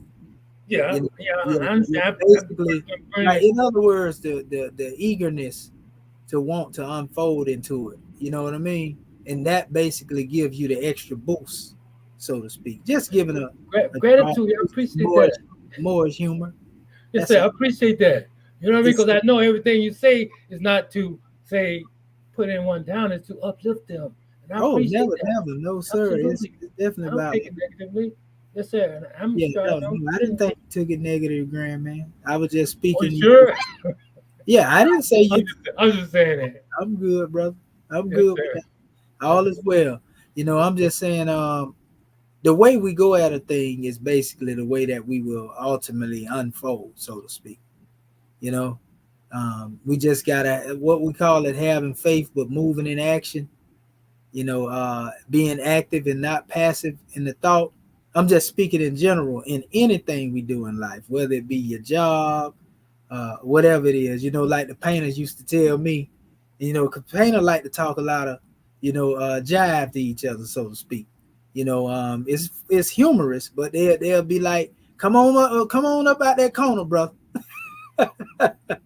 You been over there, man. You done got married over there to it. That's how brothers talk. In the demonstration. Or they may be like, brother, I see you standing up there looking at it, but looking at it ain't gonna get no paint on the wall. This how we do all day. Joking with each other, so to speak. But it make us better. You know what I mean? In what it is we demonstrate. Absolutely. Islamism, Grand Man, on the drawing. So praise be to Allah, for everything that's been demonstrated. Y'all did good today. Go ahead, brother Bati Bey. Islam, and I just want to go break down the decipher. It says, Hajat E.A.R.S, Kmt, and it says the white crown. Basically, the white crown did how the white crown had to go around and the Pharaoh had to go around and put the prayer over something before it's constructed. Yeah, that's basically what that whole expression that I got from what I deciphered. Because it says the white crown creates, stand with the ritual bowl, being burned eternity, and gave command. See what I'm saying? So, and that's talking about the ruler, the one that was ruling up a Kemet. I told you it said something. I couldn't go into everything that was there. You go, confirmation right there. And that's what showed that we progressing, brother. Islamism. There you go. We give honors to you, brother, for that add-on, because that actually brings even more completion to the bill, brother Bati Bey. See, Bati Bey, he be up there, boy. He'll put a whole measure together while we demonstrate. That's right. He do that. Yes, Yeah, he does. But see, I couldn't do that. I had heart attack. No. Yeah, on the spot. He'll wait till I finish and then he be there, got his stuff together. Yeah, I on the can't spot. do that. No. So slow. Yeah, that's good. My hair would have been fell out. I No. know, right? That's the Swift Angel degree right there. Good. Yes. That's right. He operated that thing. Yes, sir. Islamism without the schism. Yes, sir. Oh man. So Islam at this time, we're gonna go to our Grand National Secretary of the State. Act 1, if the chairman is present, let's call for, is the Grand National Chairman on the manifest? Dr. Akin acting Pert M. Heru Tuta coming baby out that metal netter in that. Islam, Mighty Mo, we love you. Islam, we love you too, Grand man. We love that book of fire because it's all up in here. All right now. Goodness gracious. Clean to me. Islam, yes, sir. They better get it. I keep telling them they better get that book of fire, Chairman. Islam, thank you, Morris. Islam, gratitude, Grand man. But let us call forth our Grand National Secretary of the State. Islam, having already risen and given praise and honor where due, I am just I'm just full of gratitude and honor to our family online, to our panel, our scribes, Act 1, and to you, Dr. Shahid, because I tell you, when I was doing my assignment and I said to self, hey, I actually got finished. I didn't have to do, all night long and things of that nature, right?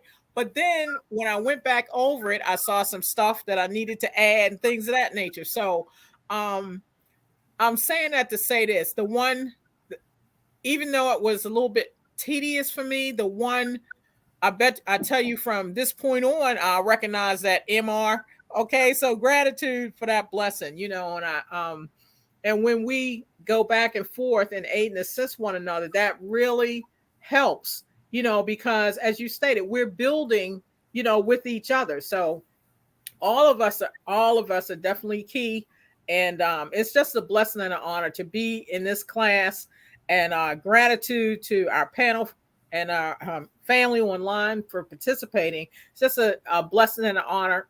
Strive to, look forward to the next degree. So gratitude for calling me forth. Peace and love. And gratitude for coming and giving your blessings and contributions, Grand National Secretary of the State. Goodness gracious, we love you. All right, Islam. Sister Curta Bay. Islam. Like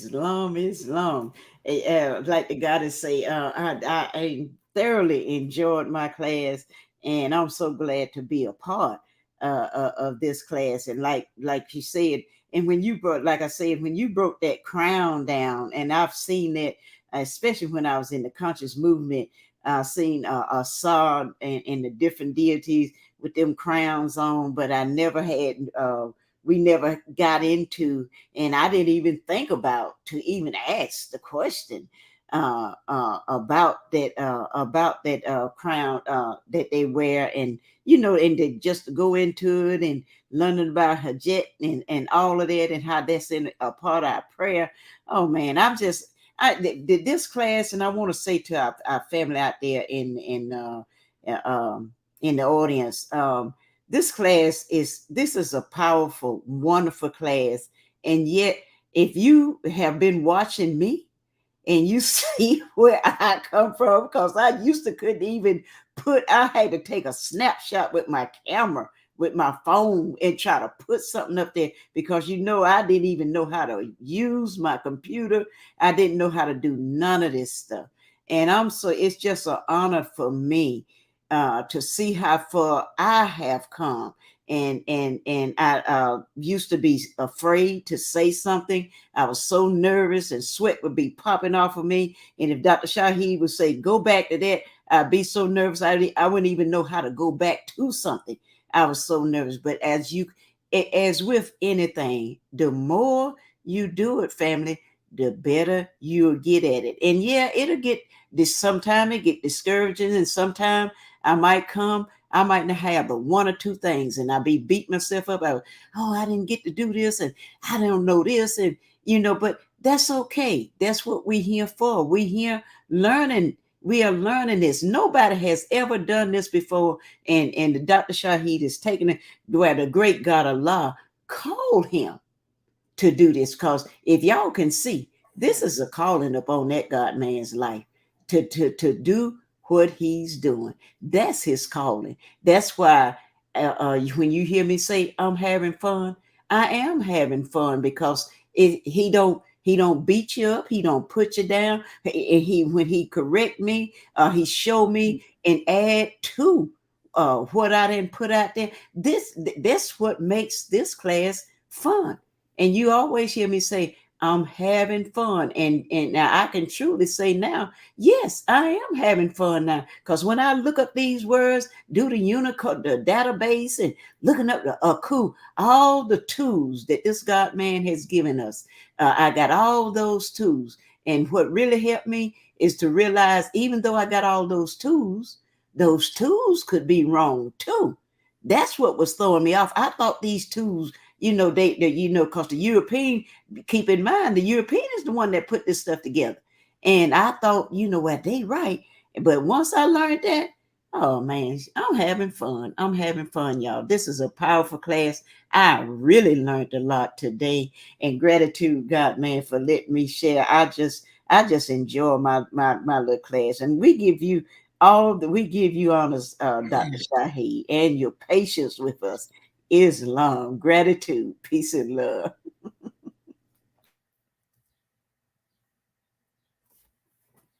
Gratitude and peace and love, Islamism. And yeah, and it's even in regards to dealing with the tools. We give honors to the Japanese brother that's doing what they're doing, but they collecting the data that was left behind by molding them. And that's where the conflict coming in. It ain't even so much as the tool itself, it's the data that Moeller and then Gardenia them have put out here. And so a lot of them are at odds with each other. You got to remember, some of these people were actually in competition to each other. They took certain parts of their doctrine or their information and put that out there to teach a certain degree of it that they didn't complete. Then another portion of this person's knowledge, and then Champollion, they add their little thing up in there. Then they got E. Wallace Budge, Adolph Ehrman, and a couple of more. You go to putting all this stuff together, they trying to put together a Frankenstein, so to speak. And that's why you constantly seeing that there was some conflict, because some of these people were in competition with each other. Right. You see what I'm saying? So some of them took each other's paper and notes, and then they furthered what the other person wasn't able to do, and then they made errors along the way as well. And we should expect this based upon the fact that they, for one, many of them were constantly trying to push them pictorials instead of talking about the hieratic. Right. When they knew what it was, we seen the brother in Japan studying and expose Alan Gardenia. He said that basically this man had the hieratic papyri but held it back. You're right. You know what I mean? And so now when we go to teaching on this stuff, like he say, it's a sad situation that we have to talk about, the pictures. Every time we talk about the letter, because they put them together like that. So we got to reverse engineer, what they reverse engineered, and take it back to its original state. And then all is well. Like we honor the tools that have been given, because just so happened, I didn't even know they was all coming from one source at the time. Right. So look and said, wait a minute. This thing right here coming from, the same source. So that basically we have built up our tools, and now we have them to where we really don't need a whole lot more outside of them, because within those tools there are many different references, that's just going into it deeper as you want to be. They have certain portions in them tools where they identify these things in monuments, so to speak, when you're dealing with the metaphysics, as far as them symbols go. But the papyri, just proving that it came first, and that was the original day-to-day language that was being used. That's something that the Kemetic community, Egyptologists, don't teach. Right. And even when we deal with the book, that I had bought, the hieratic primer, it don't go as far as we going. It's just telling you how to write the strokes. Oh. Now, the Unicodes of Gardenia are good where they make the comparisons in the actual paper document. But that particular book, you don't see it as refined, so to speak, as you would. And I'm gonna show you what I'm talking about. I showed this to our people before. Hold up, right here. It's another Haredi Lessie papyri too. And I actually been doing some little stroke right myself. Like, for example, right here. I just dealt with the letter A. Oh, okay. Let me blow this up because it ain't let me show it all to y'all. Okay, so here we go right here. Like I just wrote the letter A. That's how you do it. And that impresses in your memory. It's right, and then you go to the next letter. Write it. And that's how you impress these things in your memory, by working with it. You got to work with the instrument, work with the tool, use a working knowledge. And this is actually the whole of that papyri right here that I had just gave y'all, the Haredi Lessie. I got this so I can have it physically in my hand. Right. So, I mean, it's a whole bunch that we, like I say, having to originate as we go along in the way that we teach it. So it's going to be people that have already begun to look at what we are teaching, and they probably trying to use the same methodology now. You know what I mean?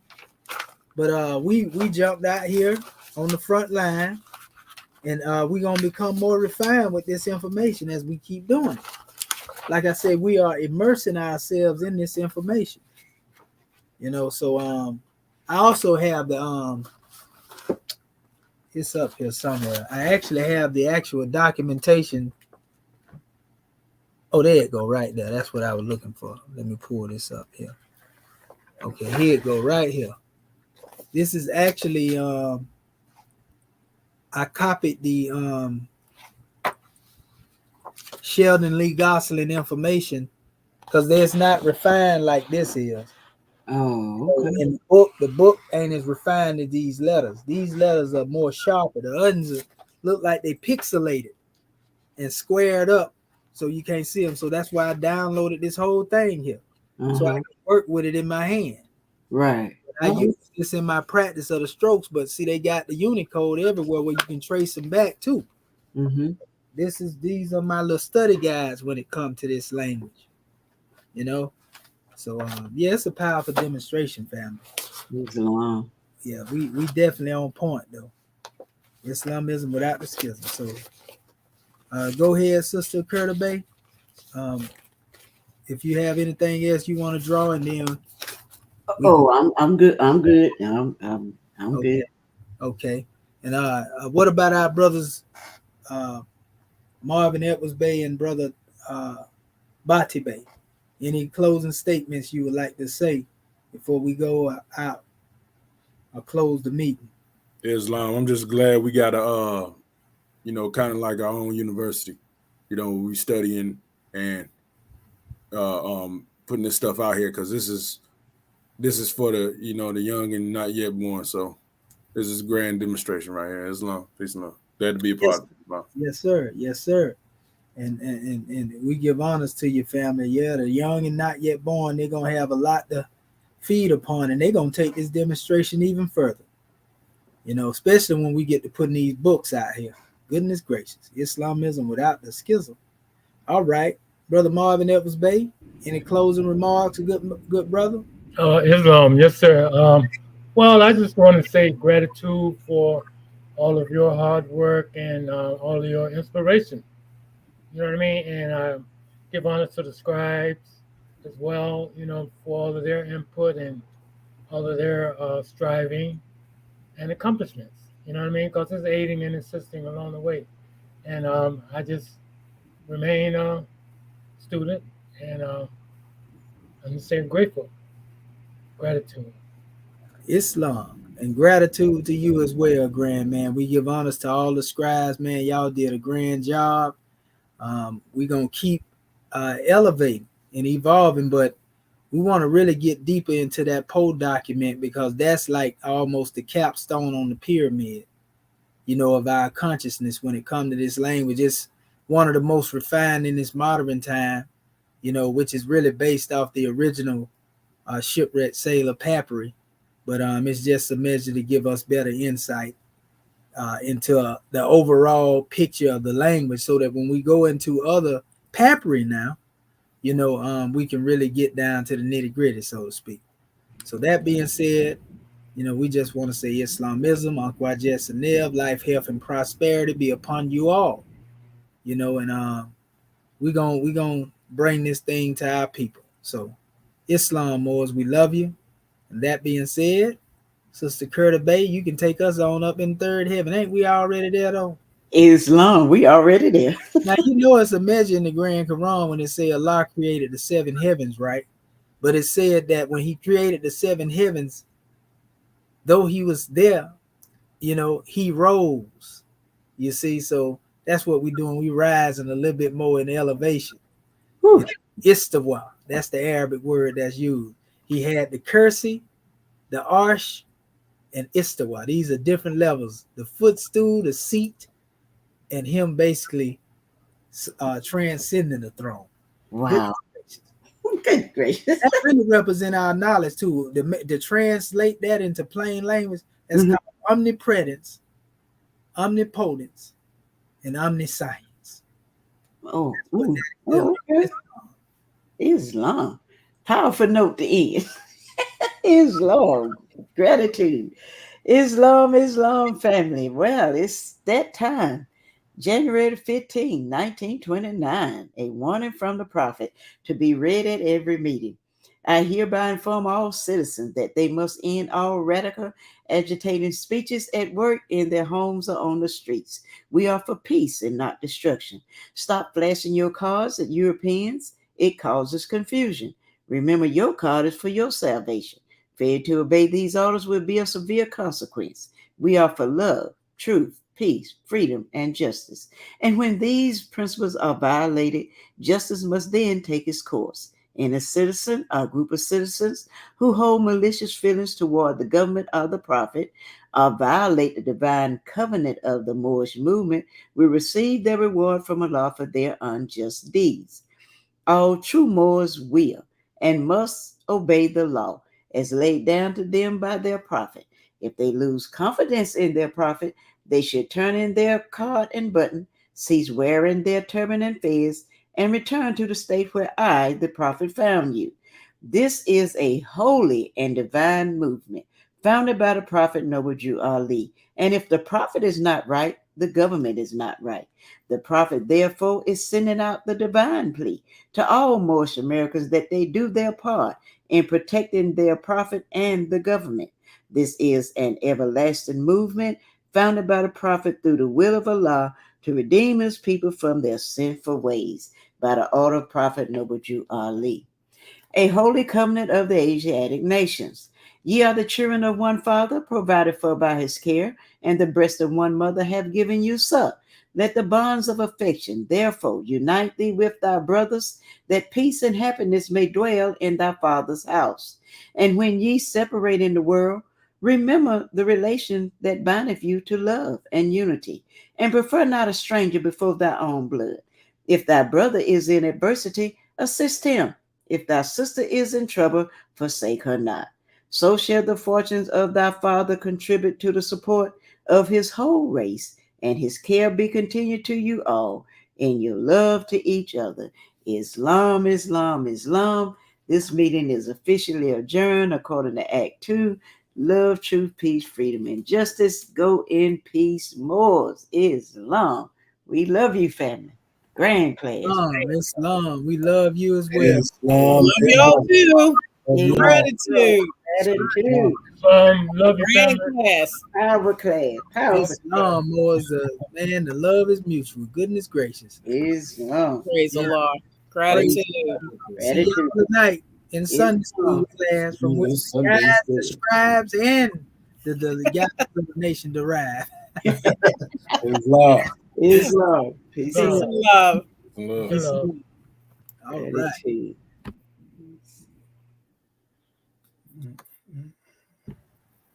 All right. We want to give honors to our family out there that, tuned in, and those who are paying attention to what it is we demonstrate. After years of our people being buried under misinformation, it's often hard for our people to be able to accept, information that's considered new. But if y'all hang in there and demonstrate that saving power, you'll find your true measure in your staying power, so to speak. So I want to give honors to everybody that showed up and everybody that supported, is supporting what it is we demonstrate, because it's going to become more clear and clear as we keep going along. There's a wealth of information here. And again, no one has ever attempted to do what we're doing as we are doing it now. And what all the gifts that we will be bringing forth as a result of this information. Only thing wrong will tell you it's a dead language, and they'll tell you it's all pictorials. And this is where they have been misleading the people. We giving you the language and we letting you know that the pictorials were actually metaphysicals. So what I'm going to do, I'm going to close this demonstration out. Honest to all of you who showed up, and honest to the ancestors as well. Want to give honors to our beloved brothers and sisters that show up all the time in these classes. Sister Niami, we give honors to you, goddess. We give honors to our brother Yaqub El Hamid Gamil Bey, and also brother Derek Witherspoon, pardon himself. So peace and love, family. We love you.